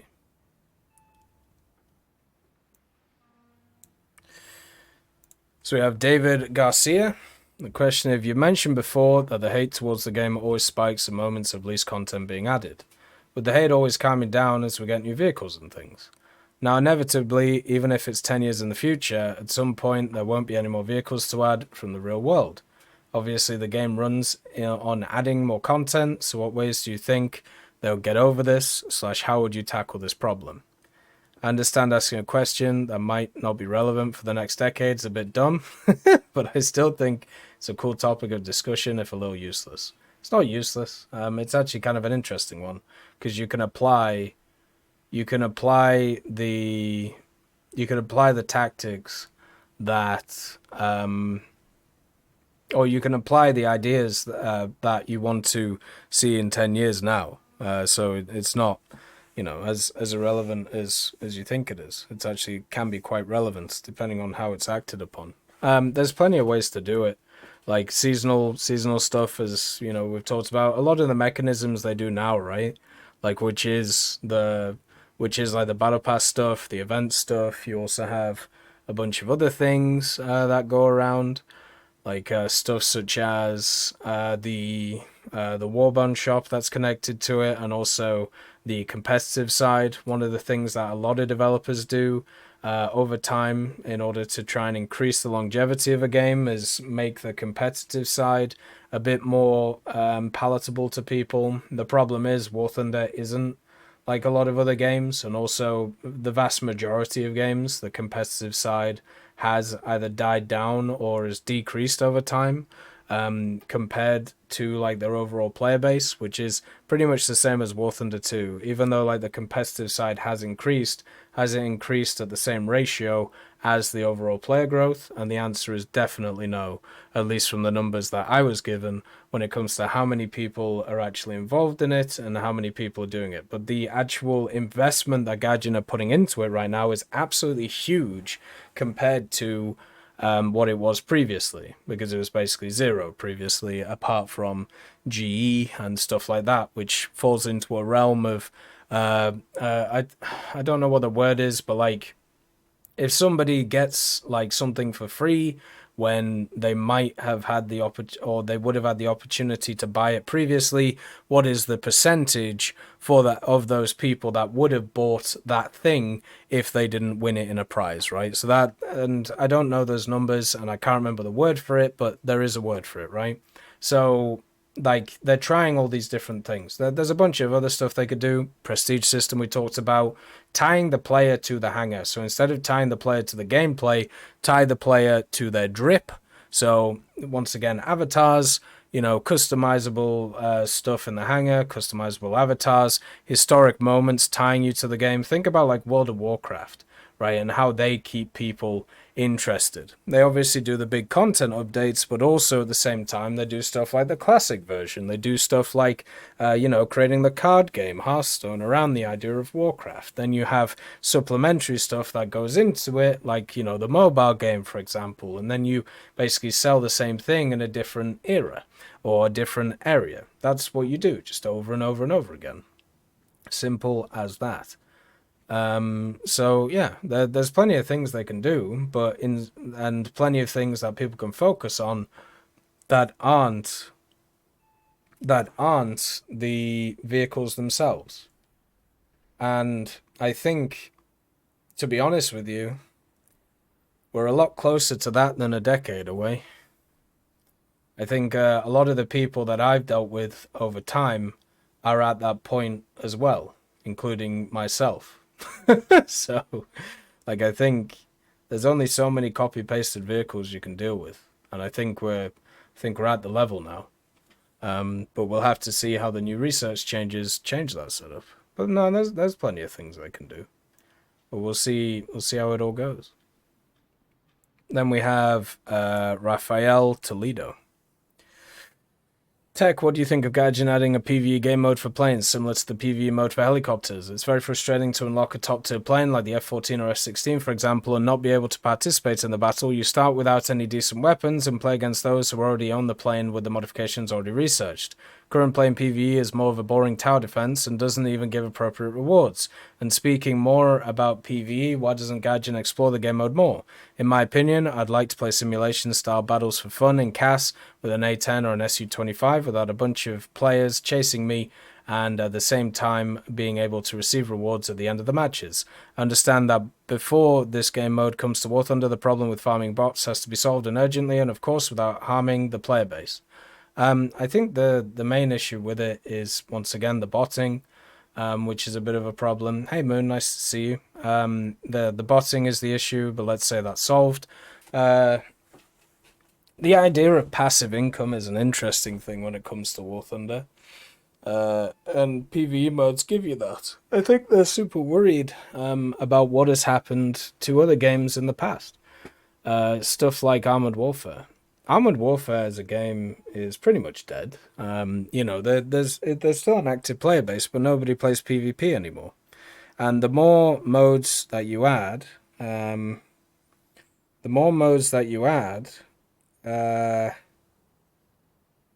see. The more modes that you add, the more of the player base that you split, and then you have dominant areas of the game, and then you have areas of the game which aren't as dominant, and then the dominant areas become more dominant, and then yada yada yada yada over and over again, right? So for me, PvE modes do that, and what ends up happening is people will just go to those modes and the actual core of the game will just kind of be killed, especially if you add multiple PvE modes.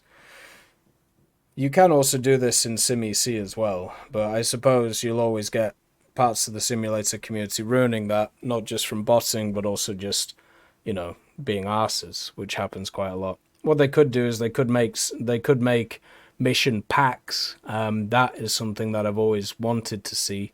We do have a bunch of single missions, dynamic campaigns, historical campaigns in War Thunder.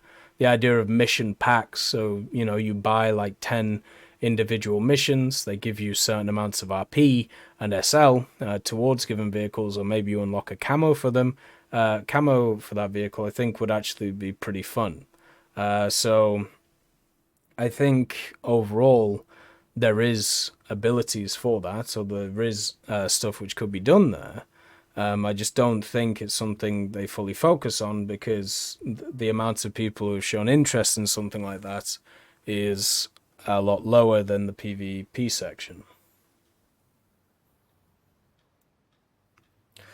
We have the C-76 Caravan. On the stream questions, the comment that the Hunter F6 should get a lower BR. I would have agreed in the past, but playing the Swedish Hunter J34 and being able to spade it with free repairs to spare. I'd say they are capable, partially also due to the overall IQ of the player base having declined strongly over the past 4 years. I mean, yeah, maybe, but also, so the Venom at 8.7, while spading it, I went, 30, in the 2 days where we spaded it, I went, 30 air kills to 2 deaths. You gotta remember, always using personal stats or personal opinions based on your play against other players is not going to end up very well, right? It's just going to end up in a mess, because the quality of player can change so vastly day by day. But yeah, some people are going to agree certain things should be certain BRs and other people are not. Then we have Yuki Hotaru. The ping cap ideal was absolutely worst. In the past 10 years of grinding in War Thunder, I've never had ping lower than 70 ms, and during stormy season, 300 ms ping was a normal thing that I would have to deal with till today. It's a handicap with players not living near the server cluster placement have to accept, and deal with it. Didn't mean that you're entitled to suggest banning us altogether out of the game. Yeah, I mean, pretty much, yeah. At the end of the day, it's prejudicial beliefs based on, you know, stuff like that. It's just how it is. Like, and that sucks, you know? And it's to solve an issue, which is an issue for some, but it's like, okay, so sometimes in order to save the foot, you need to cut off a toe. But in this case, what you're doing is in order to save the toe, you're cutting off both arms and the head. Which is not great, you know? Not great. Yeah, we'll do some good old Japan action. There you go. Right, next one. So from Toshio. Imagine having web celeb voice packs in War Thunder, PewDiePie for Sweden, and our attack for the Ram Mark II. Sure, why not? I mean, PewDiePie is famous for saying one sentence, and many other things. I actually really enjoy PewDiePie as a person. I think he's really interesting as a dude. His general thoughts on things are pretty cool. But yeah, it's there's one voice line, if people remember, back in the day, that would be would be interesting if it ever turned up. Hey Drip, nice to see you.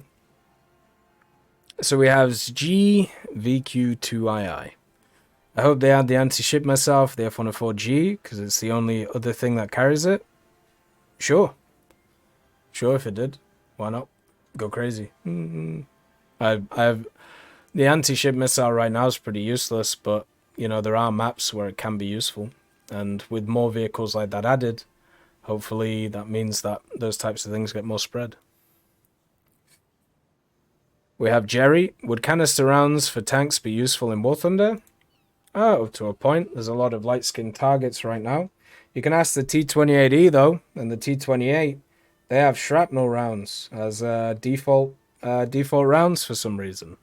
Because nobody ever brings it up. Like, and it's absolutely horrific playing those vehicles. Like, I don't know who ever deals with those. But as a person who's had to spade all of them, like, did they actually fix that finally, or what? Nope.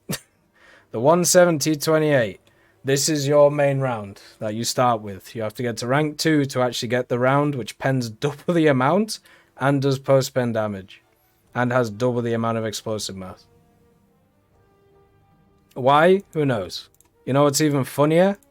This vehicle at 2-3, the T-28E, also starts with the stock shrapnel round. At 2-3, you have 31mm of pen. Oh dear.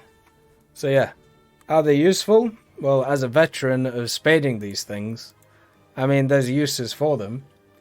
The main use for them, as long as they're not default rounds, is they will reduce the amount of modification cost of the useful rounds, which is a positive thing, because, you know, more useless rounds is not a bad thing. It's actually a pretty decent thing. So. Because it means you don't have to focus on all the other things. Let's see. Rogue Beat says, the less tech trees we have to grind through, the better? Yeah, pretty much.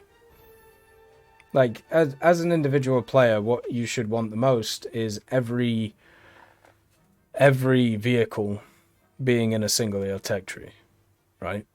That would be the best.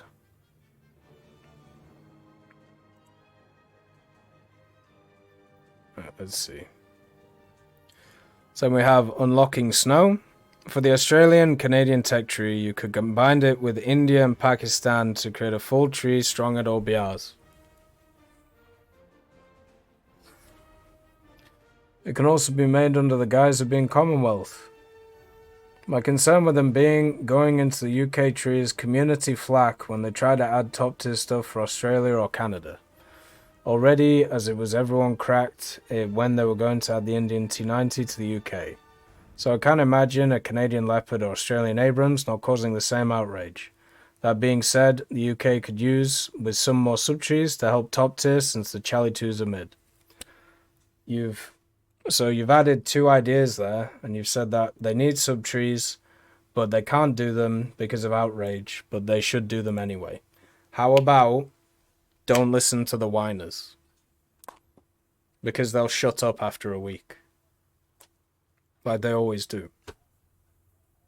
The amount of people who are complaining about the T90S were a very small minority of people, because it wasn't even known that it was coming to the game. Because it was in the files and on the dev server, right? But yeah, don't get stuck on minority opinions, especially when they're screaming about something being bad. We have Eldragon Milenarov Del Norte. Should the ERC-90 Segate or the Lynx Panhard be added next to the ML-90? Yes. The ERC-90 is actually really cool. There's a full model done for it, a user model, and it's perfect. It works fantastically well, and is really nice. It's done by a Ukrainian dude, I believe, and he made a bunch of other models as well, which are really nice. So yeah, just chuck them in. Why not? Silnara. Tank destroyers and heavy tanks lack any useful extra features. Gimmicks that medium tanks like tanks and SPAs have. And you've brought up especially TD's lack of this fairly often. Do you have any specific ideas that these classes could have, aside from giving everyone scouting or artillery, which would be a bit unoriginal and unfit, especially for heavy tanks? I mean, heavy tanks, they have buffed them technically over the last few years because they've changed their spawn point cost, but the main thing about heavy tanks is they're always going to live in a feast or famine world. If they're down tiered, they're really good. If they're up tiered, they're not very good, right? That's just how it is. So I don't actually think they need a lot of help. SPGs, on the other hand, need help, and they have helped a few of them, but not as many. They could change the visibility percentage on a lot of them to try and help them. They could also change their SP costs to make them better. They could give them more recon elements, meaning that if they're stationary, they have like something that helps with their view, like, maybe they have a enhanced keen vision or something, or at the same time, maybe they get like the squadron marking, but instead of there being a squadron marking, it's a marking for everybody. So it's a way of marking the map, not with just the standard look over here, but doing it with an actual arrow. Maybe you could just do something like that. Something that means that they can point out targets that they struggle the most with, because if you just leave them the way that they are, then they'll always just get outflanked or torpedoed by things that are coming in. So just giving them more extra abilities to be able to point out stuff that they're struggling against. Then we have Flume. More prototype vehicles would be nice. Low looks, a 20 T46. Well, the low wasn't a prototype vehicle. The looks, sure. I don't know about the others. But yeah, I'm all down for prototype vehicles, but one of the big issues we have in War Thunder is people working out what a prototype is. What is a prototype, what is a design, and what is a production, and what is a mock-up. So, yeah, the low is not a prototype. There was no low build. Gunmaster. Question. Do you think it's possible for supersonic strategic bombers or high-altitude bombers like the B-52 Tu-160 could make it to the game? Answered this last time, yes. Right, we talked about it previously. Can they be added? Yeah, of course. I even answered in that video. Should they be added? Probably not. Will they be added? Yeah. Feast or famine vehicles. Never good.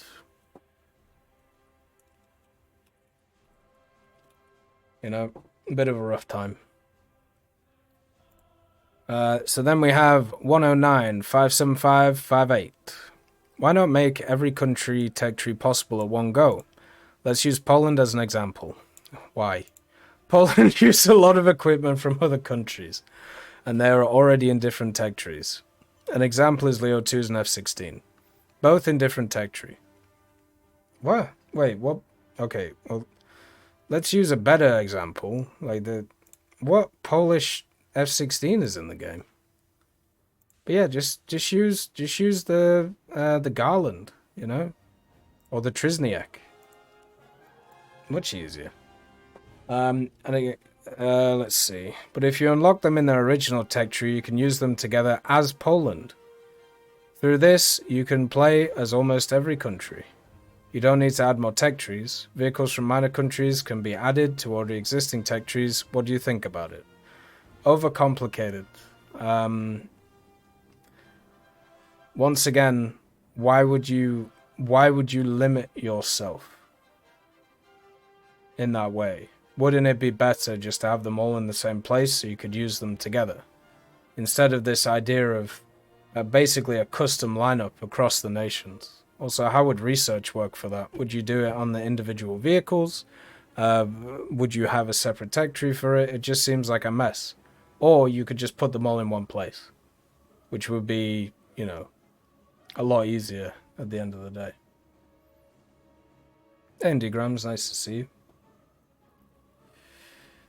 So then we have Arian Mertens. I just want an actually good high-tier CAS for Sweden. Right now, an American fighter has more air-to-ground weapons than the Swedish ADS.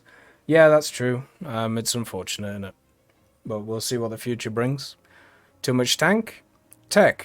Do you think that 80 Gen vehicles with gun launchers are long overdue for a buff?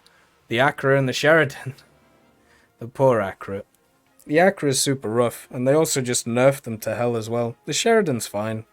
It's got scouting, you know, it's got mobile, it's got a 50 cal. The ACRA literally has nothing over its counterparts. What it has is depression, and I don't mean like the good kind with the gun, I mean literal depression. So for me, yeah. It would be nice that they did something with them. They have this weird like artificial limiting that they do with like BRs of those things, and I don't know why. But yeah, I hope with these missile changes, it will improve what they decided to do there.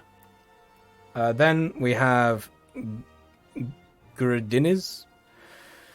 Am I crazy to think crazy to think infantry is the next thing they will add? Yes. Yes, you are.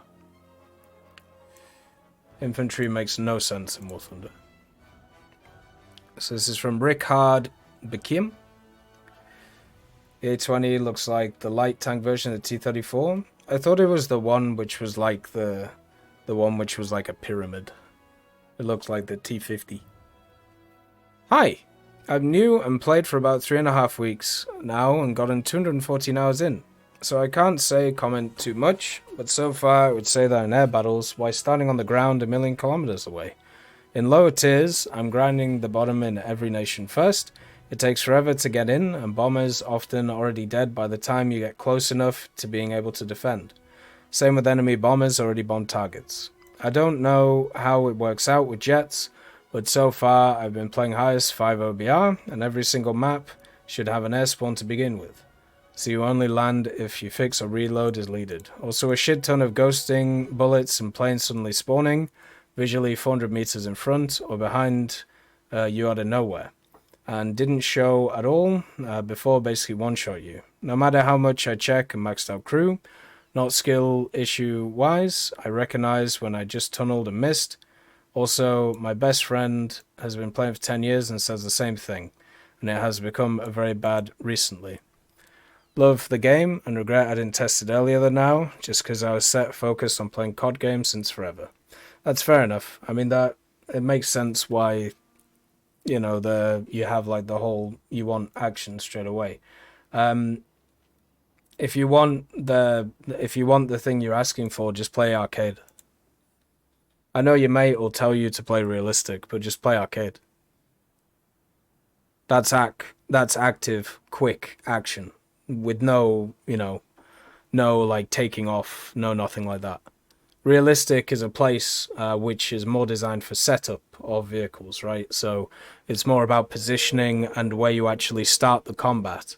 Arcade is more of like a, you know, it's more like COD, if that's what you're looking for, and more like ground forces than realistic. Realistic is more not exactly patience, but it's actually more set up for, okay, so I see an enemy doing something over there, this is how I'm going to react to it, this is how, you know, I'm going to set this up on this enemy, and then it's more of like a thinking man setup at low tiers, right? So just play arcade. The other thing is with crew skills, I would need to know specifics about it. But if you go to my beginner's guides, I made videos on crew skills, how they all work and how it's all set up, right? And the simple fact is, with crew skills, is it massively matters if you are looking for the enemies or if you're not. If you're not looking for the enemies and they just appear next to you, that's going to happen because of your awareness crew skill compared to your keen vision crew skill. But I made a whole video on it, worth looking at, so then you can see the difference. Hey Drip, nice to see you. What is the difference between realistic and arcade? Because in planes I only see the SL boost go down, not the RP boost. The gameplay is different. Mainly. Which is, you know, kind of the more important bit. Ruthlessly efficient again. Italy needs more ground attack aircraft. Sure, they should have built some. Then we have Morderon. Commonwealth would actually be more aggressive than Canada, Australia. It would be like one massive tree with thousands of vehicles. Who? Right, okay. This is the third comment on this. Which Mong made a video on Canada, Australia as a tech tree? Who? Who's made that? That's not a good tech tree. It's got the same problems. You've just increased the amount of vehicles and had the same bloody problems. Or you could just add both of them to the same to the British tech tree and just call it the Commonwealth one. Who cares about being aggressive? You have America in the game, you have Germany in the game, and you have USSR in the game. They have everything. They have full nation vehicles. They have a ton of stuff. And you're saying, oh, that wouldn't be good for Britain. They can't have everything. Or, you know, that's not good for the Commonwealth. They can't be as competitive as those. That's not fair. Why? Why are we in the sticking point? And why is this the third question about this? Which person made a video talking about, oh, Canada, Australia tech tree? Let's go. Who? Who did that? Ridiculous. Right, sorry. Let's move on. So then we have Henning Asland. I'm guessing that's Scandinavian. If not, interesting name. Add Norway and Denmark to Swedish tree so we can get the Norwegian super chaffy. Yeah, sure. They're already doing it, so Leopard J35. It's already happening. Slowly but surely. Oh my god, this is big. House of Schmidt.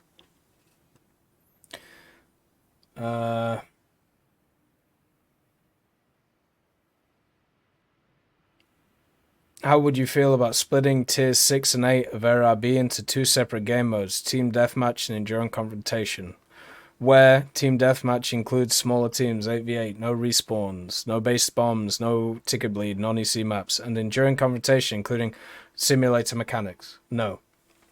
If people want to play that, they can just go and play Sim. Stop. We talked about this last time, actually.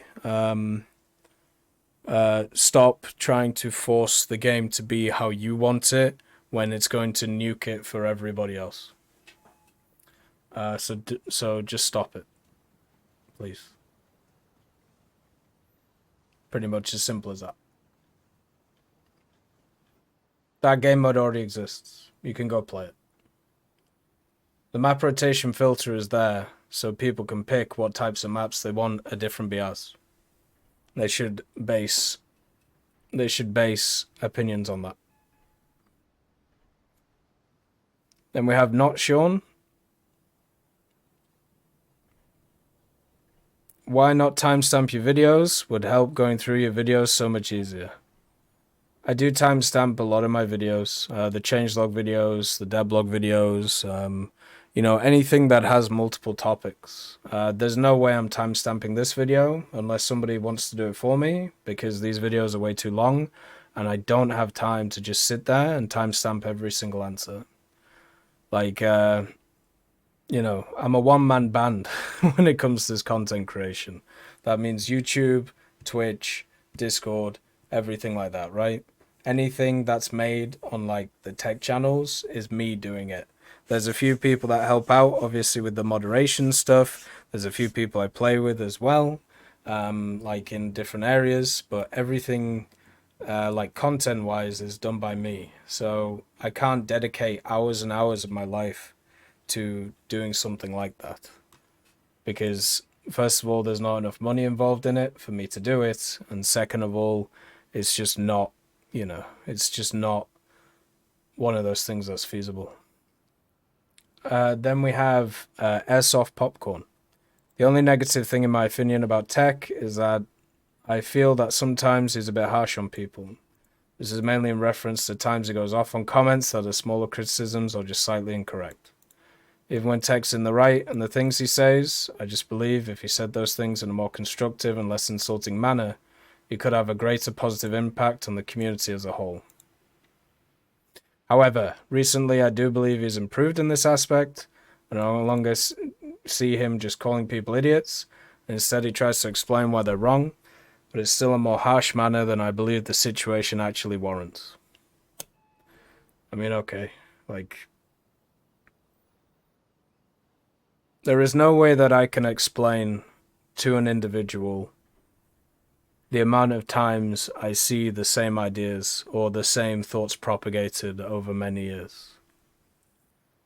And over time, what you do is you refine your opinions on these things to a point where you basically just say the same thing over and over again in the shortest amount of time possible. Because if you don't, then what ends up happening is you will spend hours on one person explaining all the different stuff, going through it, you know, moving around and doing all that. And then what happens is in a day or two, they say exactly the same stuff that they were saying previously, because you realize they weren't listening to a single word you're saying, and they just want to push forward their opinion, which doesn't make any sense. If you have enough of those interactions, you become to a point where you can't, you realize a lot of it is worthless. A lot of the talking and a lot of the pushing forward things, especially when you have people who are actively out there either spreading misinformation or at the same time pushing forward ideas that they know are fundamentally wrong, but they also know will get them money and views and thoughts, which are then parroted by many different people, which is a problem. But there's nothing that you can really do about that, at least from my point of view. So the issue is I'm not going to change how I approach topics, because I've seen too many people be afraid of talking about specific things or actively lying publicly about their stances on things, because they know if they actually give their actual opinions, it will affect them when it comes to their monetary and also viewership, which just seems wrong. Which is why this stuff will never be done for money, because then I can just say what I actually think, and that goes through there. Some ideas are bad, some ideas are good, some ideas are silly, some ideas are intelligent. If you hear the same idea, the same silly idea being propagated over and over and over again for years, usually you become a bit jaded. Because imagine you have 200 people, right? Just 200 people. This channel has, I don't even know, like over the years. Let's see. This channel has 36 million views on it as a channel. Now imagine you just take 200 people. You run into the first person and they say, why don't we have X? And it's like, okay, fair enough. So you go through why, I don't know, why adding the World of Tanks artillery mechanic would not be great in War Thunder. Then 2 days later, you have a different person who says the same thing. Now imagine that has happened for a month straight. So every other day you have that conversation. Now do it for a year. And now realize that half of those people will come back again in 6 months' time and ask exactly the same thing.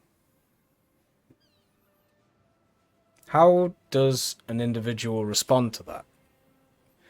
Now, when it comes to most content creators in pretty much every sphere, what they do is they shut themselves off from it.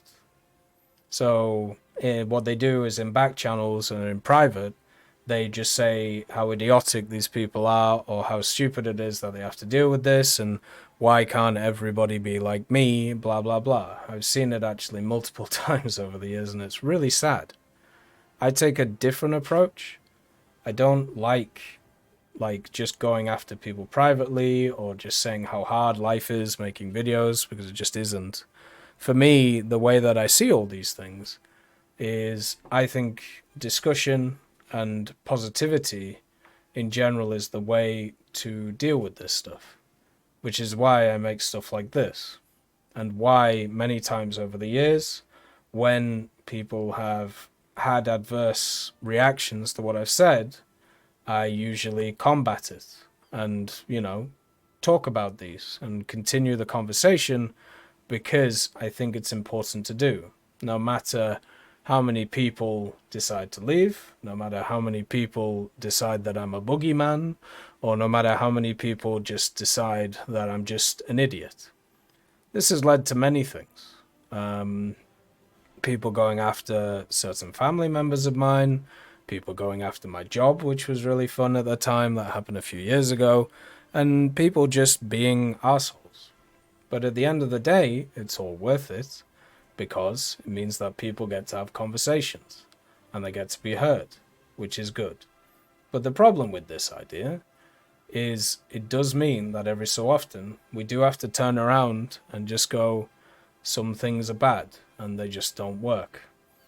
If you want, I could play the CC politician, which is what most people do. Oh yeah, that sounds good. Yeah, maybe we should give it a go. Oh, maybe we could have a look at it. Oh yeah, you should tell Gaijin that. Yeah, go on the forums. Yeah, I agree. I think it's really cool. I could do that. Or I could tell you the truth. And the question is for you, is which one do you prefer? Some people prefer placation. A lot of people prefer placation because it's stroking egos. I'll never be one of those people. And that's how I interact with people, and also how people interact with me. I don't like people lying to my face. So we have SO faction. Why do you think, even with the explosive popularity of War Thunder, why has Gaijin not improved or upgraded the servers? Example, I'm a US player, yet the US servers are some of the worst performing servers in War Thunder. Fiber connection and living 4 hours from the server location 2. This is arguably the worst issue currently standing that exacerbates present issues twice-fold. Yeah, I agree. The servers for the US are a lot better than they were 2 years ago. 2 years ago, after 6 p.m. my time, the servers just crapped themselves. I don't know how else to put it. They just didn't work anymore. So that was no good. But yeah, they are in a better place. But yeah, they could be better, and I hope they do. Yeah, as simple as. It would be nice. It's always better to have better servers. It's just a cost versus efficiency ratio, right? And what they can get away with. So we have Calrin. Let's see. Take best moments. Starting a series and ending it after just one pilot episode's a bit weird. Did you just went, fuck it, that shit takes too much time, or amount of wins fails was simply insufficient to keep going? No. There's 3 or 4 episodes of that on the channel. Not just one, but I do actually have 2 or 4 videos just sat on my hard drive, sorted out. The issue with doing that stuff is right time to upload them, really. And at the same time, I've had, as I said, I have videos just sat there, they just haven't gone up. There's a lot of different things for me that I have, which is like set up like that, right? And it's just, when do I do it? And there just hasn't been a time because War Thunder's been super busy. I could upload them tomorrow, but I'd want it to do them at the right point, right? The other thing is the other thing about stuff like that is the amount of money that is put into it from an editing point of view is not worth the outcome of it. And since everything has to have a balance to it, especially with at least the economy in Canada being the way it has been for the last year or so, these types of conversations usually wouldn't like go through my head, right? But nowadays they do a little bit. So it's something that has to be like a cost based thing. So yeah, they're ready to go. Like if you want to see them, like just let me know and I'll put them up. But yeah, I haven't made any in a while, but that's just because the dude who makes them is busy doing other stuff. You know, like university stuff. But yeah, if people want to make like highlights and stuff like that through Twitch or whatever, like I'll pay for it. You know, we can discuss how much, and I can just do it. The money is technically there if people want to do it. It's just it's hard finding people who want to do it, you know. So we have Deuce and a Half. I wrote this as a reply to someone else, but decided I might as well leave it as a comment too. Okay. I used to like his stuff. Heck, I even appreciated his news videos so much I bought his decal. Wait, there we go.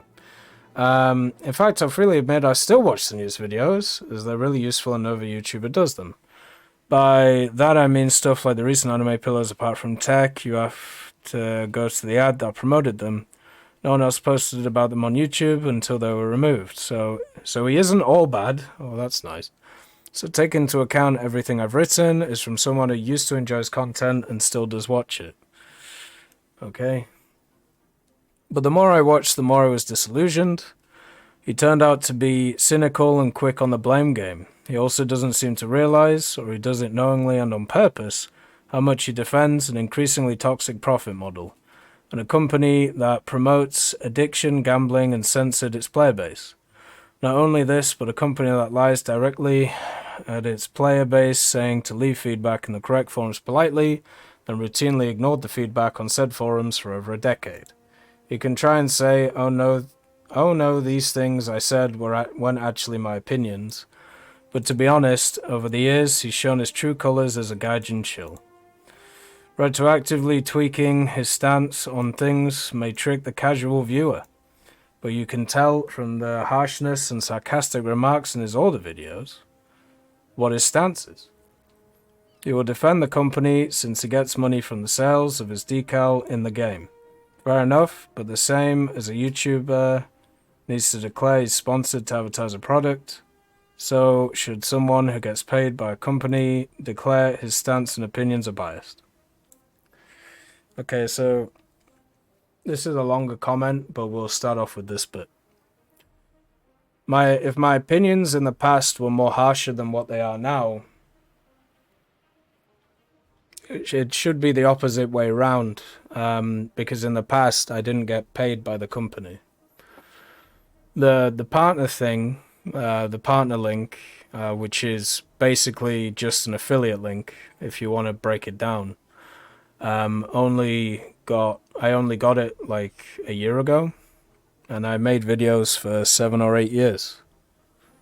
So if my opinions have softened now, that wouldn't make sense with the narrative that my opinions are biased or should be more biased because I'm making money from, you know, the sales of the game.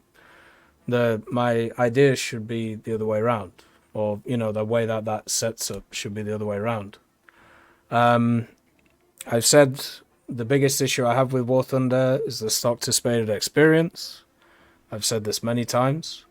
I've said that the grind is too long, many times. I've said the game shouldn't have gambling in it. I think gambling is a horrific thing. I don't like the Build-A-Bear events. I think the Build-A-Bear events are awful and should be removed from the game or modified so you can actually grind everything in the game. I think the focus on the competitive side is negative. I think the focus on top-tier event vehicles is negative. I think... let's see, what other things I don't like? The Heat FS change, I was one of the most vocal people against the Heat FS change. Even had literal people defending that change, by the way, somehow. And yeah, I don't know. Over time, like, I've run into this idea a few times. It is okay for people's opinions to modify over time. If your opinions on things get stuck for like 10 years, even with like a bunch of other stuff going on at the same time, which should affect them, that's weird. And since War Thunder as a game is fundamentally changing constantly, of course the mindset and the beliefs around it are going to change too. So I would actually be worried if a person, especially like a CC who's supposed to be a bit more heavily involved in the game, if they are not changing their opinions over time. Because if the world is completely changing all around you, and you are still like a stationary point in your ideas and beliefs, that is weird. Because everything else changes. But yeah, I've even in the video that this comments on, I talk about how bad the loot box thing is. And I wish they would stop pushing forward with the loot box stuff. I think if they want to do that, they should make it an 18+ game. I don't like the idea of teenagers gambling. I don't like the idea of anybody gambling, but especially what are basically children. I've said that many times. And yeah, there have been many times in the past, and will be in the future, where when I make videos talking about why Gaijin are doing things, and also what my opinion on those things are, that people will get confused. And that's fine. I'll continue to work on it. I've been trying my best to try and isolate the difference between what my thoughts on something are and why things are happening, but it's not obviously getting through to everybody, and it never will. There's also nobody out there apart from me who does this stuff. And the reason is because of this. Because you end up with comments which end up just, I don't even know, like just all over the place. Like I have criticized a lot of stuff with the game. And I will continue to do so. The fact that I make money from purchases doesn't change any of my opinions, and never will. It's something that's like we all have to sign a contract about obviously with the affiliation, and the only thing I've actually ever been told from like the CC guys about like the content I create, and if you see a lot of the CCs who are actually on the program who are heavily critical, even to a point of straight up lying about things, the only thing like I was ever told when it came to content creation was don't lie. And I think that's a completely fair point, if I'm honest with you. But yeah, so I don't know. I don't think I'm a Gaijin shill. I've been heavily critical of Enlisted recently, which is another Gaijin game. I really don't like Crossout. I think the way that they've dealt with certain situations has been very poor in the past. And yeah, there are certain things that I don't think are as big of an issue as other people. But I don't think I'm disillusioned. You know, I play the game pretty much every day. I keep involved in the community and generally what's going on. And my opinions do change over time, just like every other human being. Stagnation is weird for opinions. Things that I've been annoyed at him defending. Tech tree progression taking literal years of casual gameplay. Less than 5 hours a day, which is already unreasonable. So there's a problem with this, right? Now, first of all, I'm not even like casual. What does casual gameplay mean?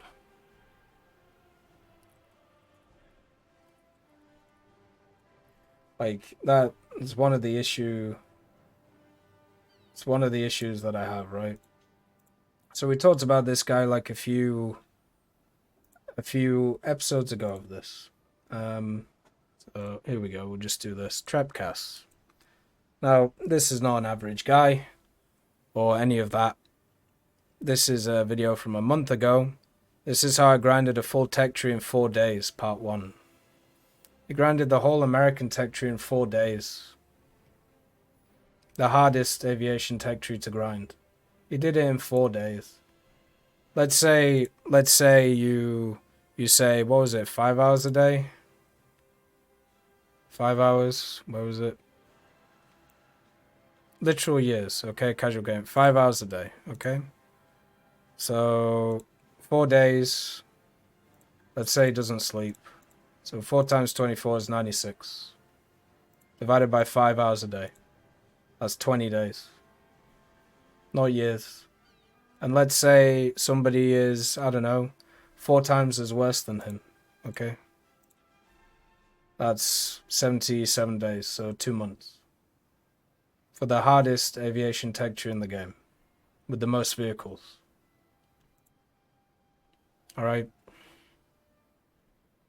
So, then, once again, that's not even like talking about... That's not even talking about...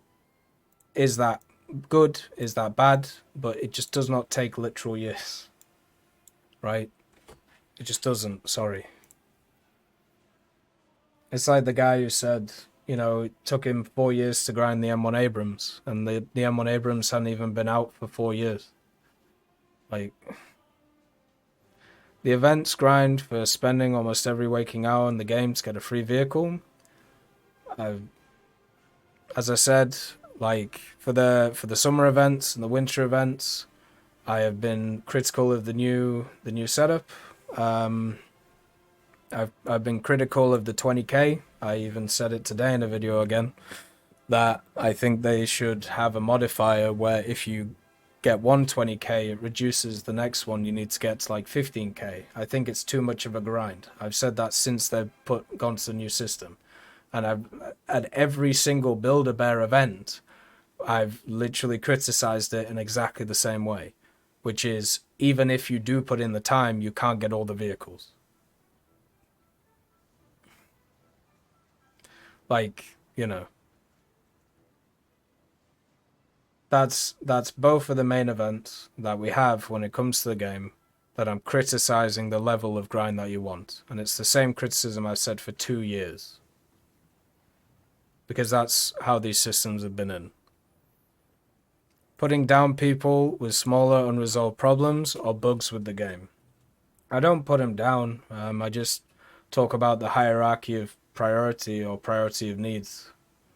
You know, I had to wait like 5 or 6 years for a very insignificant model bug to be fixed on the Mosquito. Like the cockpit was different to the outside.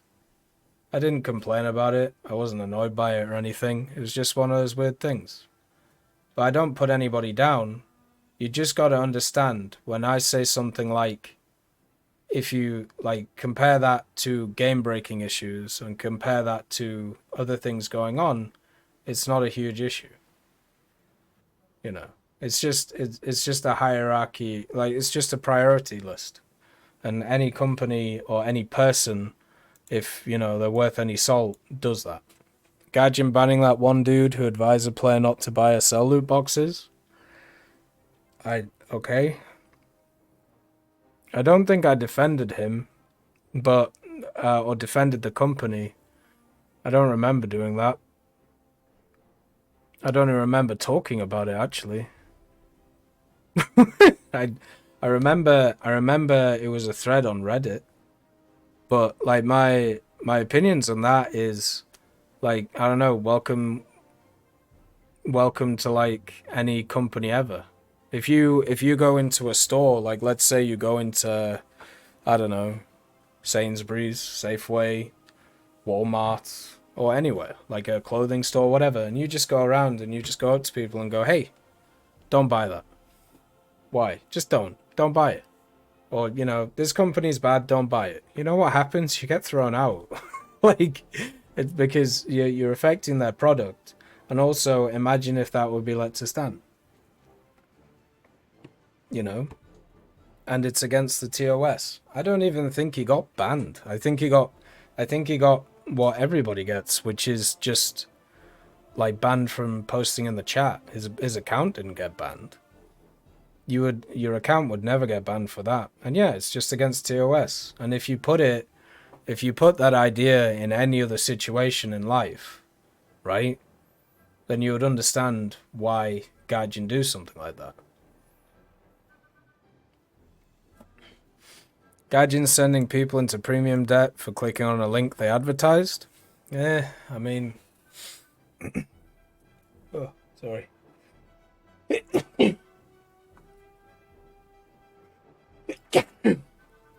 The issue I had with that, what happened, it was the Play for Peace thing.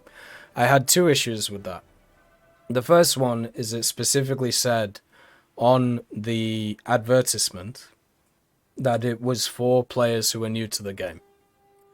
And I saw many people, and have many actual, like, Wayback Machine links from people saying, hey, even though this says it's only for new players, you can still use it if you're a returning player. It's bugged, let's use it. And then I have the exact same people who a few days later, when I pointed out what it said on the thing, telling me that they hadn't done that, and that they were amazed that people were getting, like, beamed for that, right?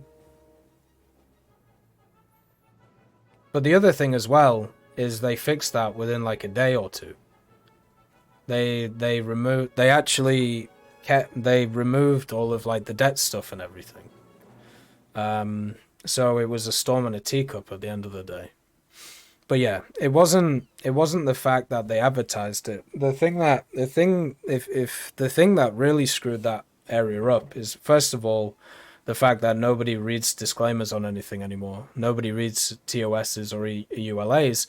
The other thing was the people who were doing that Play for Peace event, a lot of the content creators who were involved in it were promoting the link that it was available for everybody and everybody would get the rewards.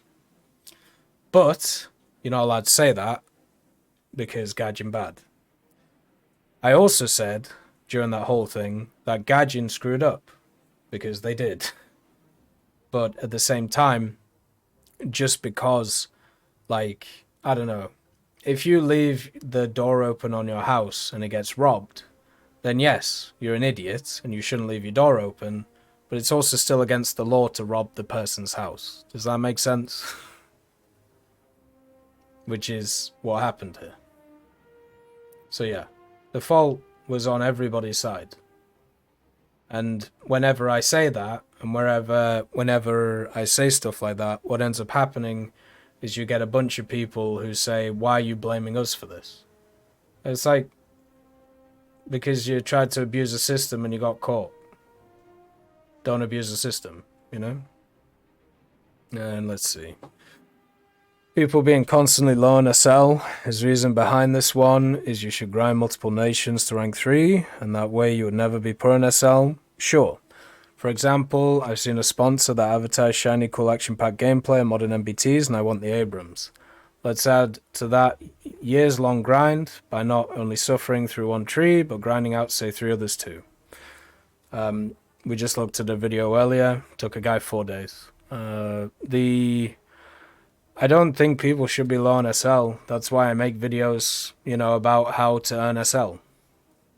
Because I hear it a lot that people are struggling. So I give tips about how to improve that. I don't want people to be low on SL. Like, it's not like I'm a weird, like, you know, a weird, like, masochist or whatever. Or not masochist, but, like, I don't want to see other people like in pain. You know what I mean? Like, ha ha ha, you don't have SL, hoo hoo hoo. I have SL, ha ha ha. I'm not like some, what do you call it? Like, what's his name? Not like a Scrooge McDuck or something like that. Like, at the end of the day, like, nobody should be poor on SL. That would be a perfect system. But SL exists for a reason, and there are easy ways around it. You know? It's just most people don't do those ways, and that's fine. Gaijin is listening, and they're changing the system, so it's easier for people to get SL. And now you'll have a ton of bots in the game. So, we'll see which issue people prefer less, you know? And then, let's see. I'm sure if I went through every one of his videos, I'd find something I disagreed with. Well, that's probably good. Like, you know, I don't want you to agree with everything. That would be weird, once again. Another one unrelated to War Thunder was him saying that Brexit was good for the UK, which it objectively wasn't. The currency value dropping immediately as all of the companies headquartered in the UK as their EU base immediately left. He also calls himself the European Canadian, as he is British but lives in Canada, but he supports Brexit, which means he isn't European as they aren't part of the EU. So he isn't the smartest of cookies. The UK, or England specifically, or Britain specifically, is still in Europe. The European Union is a trading bloc / political bloc. Europe is the continent. So just because Britain or UK leaves the EU doesn't mean that it's not in Europe. Brexit as an idea, so let's go through it. Economically, it was always going to hit stuff, right? Like, it's pretty much as simple as that. Anybody who was telling you it was going to be better off economically is lying to you, or was lying to you. And the reason for this is because, first of all, you're literally removing yourself from a trade union, which guarantees a bunch of free trade agreements, so therefore you have to renegotiate them, that takes time, yada yada. And also, you've basically said to a bunch of people who control a bunch of that stuff, hey, we don't want to be part of your club. So of course they're going to make it as hard as possible for you to get any of that back. So economically was never my reasoning for supporting it and still supporting it. My reason is actually autonomy. I like the idea of people being able to govern their own lives, and not from like a crazy libertarian point of view, but more from the closer the power is to the individual, the more influence they have on their own lives and how to live it.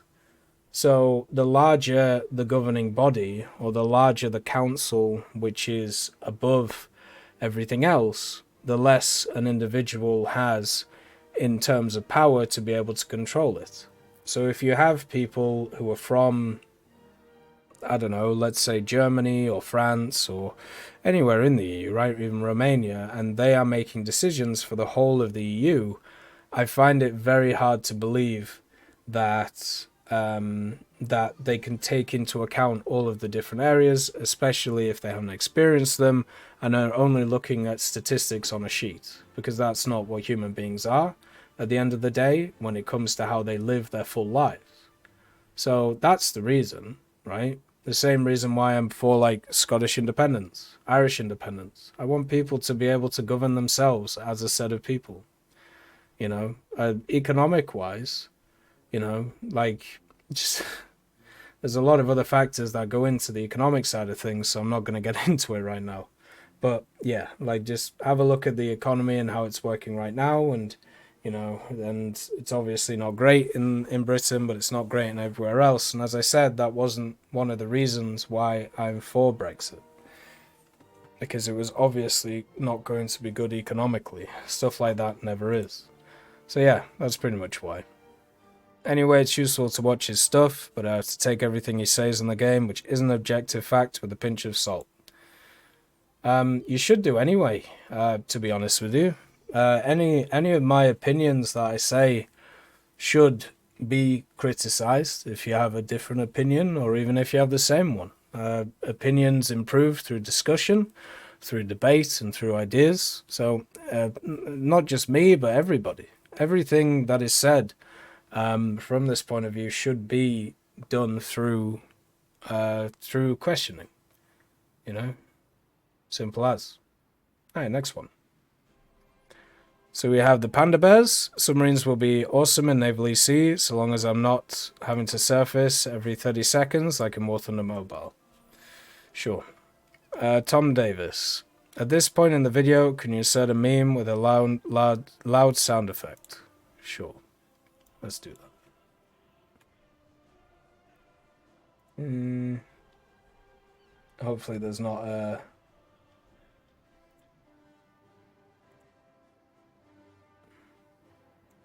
There you go. You happy now?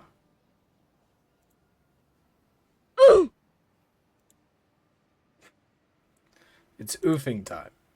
Hey Matrix, nice to see you, man. So we have just another Bob. Who would win in a knife fight? Jeremy Clarkson or a real elderly orangutan? Definitely the orangutan.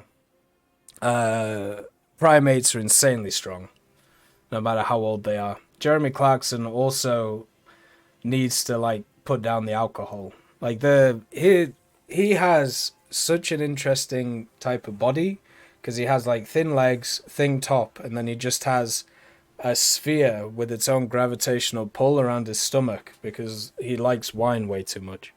So yeah, an orangutan would absolutely annihilate Jeremy Clarkson. It wouldn't even be funny. Like primates are just nuts when it comes to general strength. We have Mark. We need New Zealand tree, but only Bob Semple and Big Bob because why not? Sure.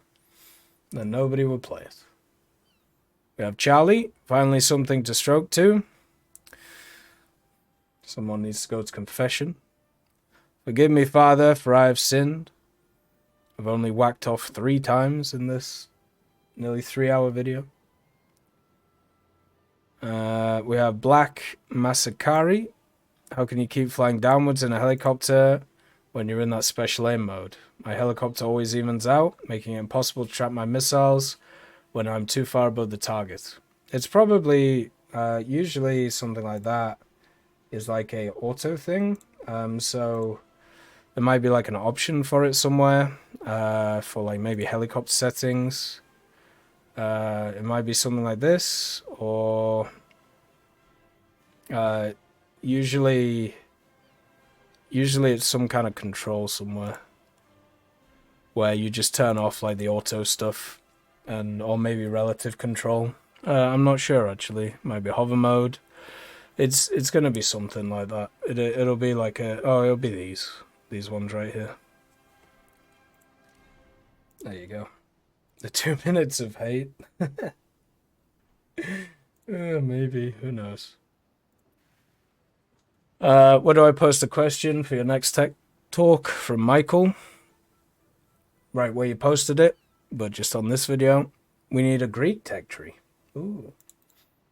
Why?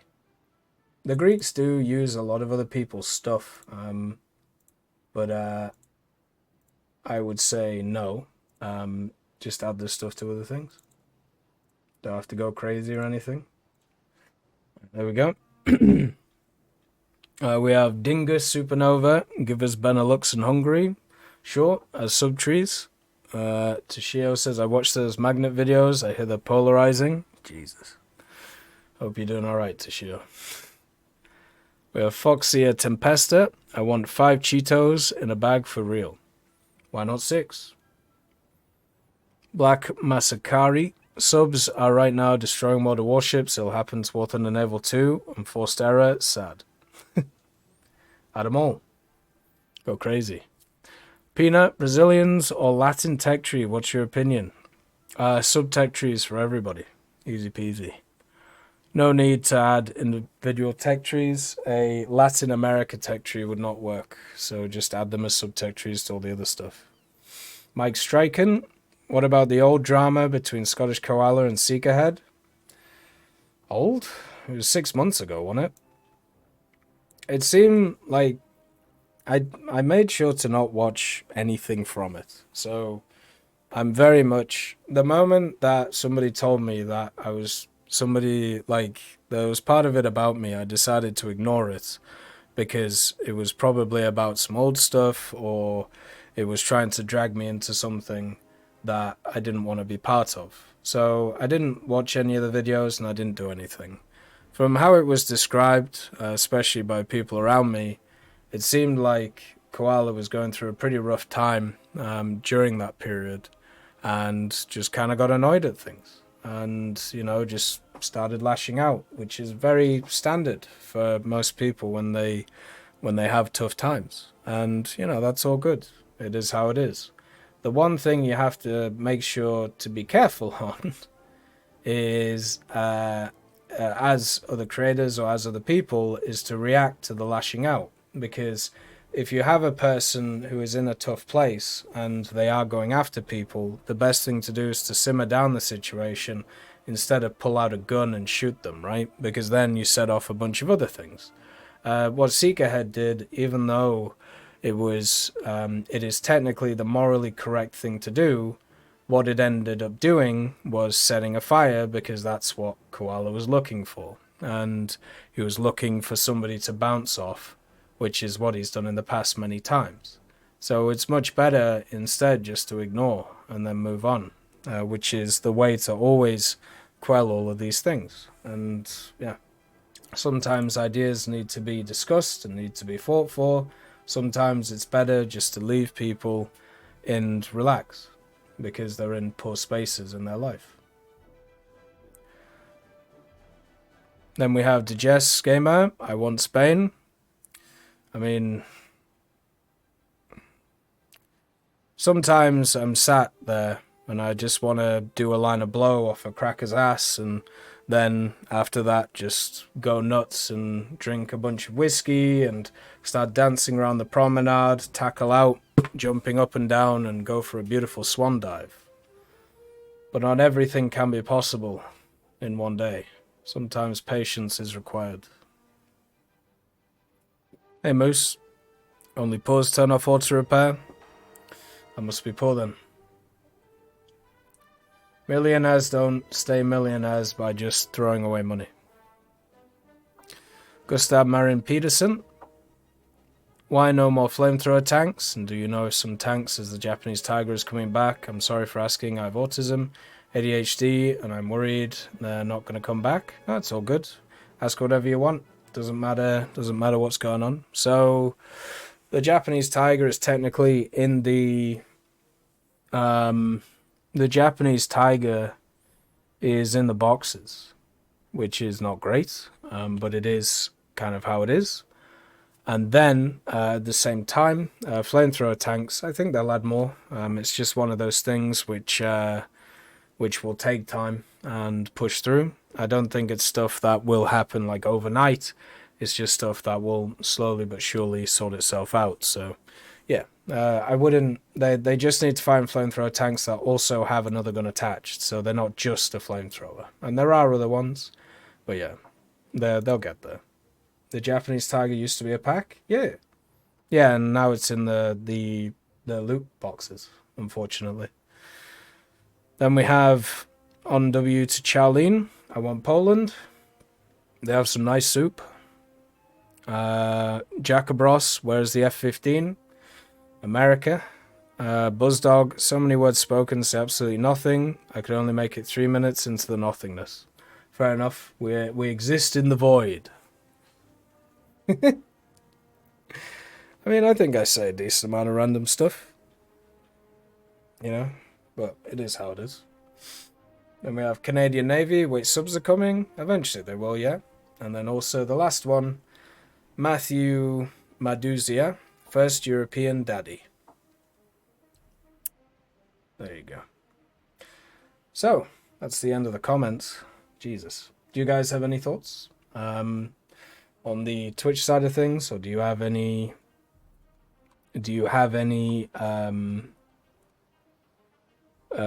questions that we can do quickly, quick fire ones that you want to push out? Or are we good to go on this latest episode of the good old Techers Talkers? Oh,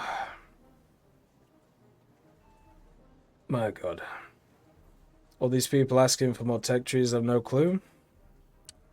I mean, they just want to see their own vehicles, right? And they see that as the method to add them. Can you explain your actions with the CIA? When it becomes declassified in about 25 years, we'll sit down and talk about it. Alright, we'll end with that. As always, these are fun to do, and we'll continue to do them. They seem to get longer every week. Look after yourselves. Bye-bye.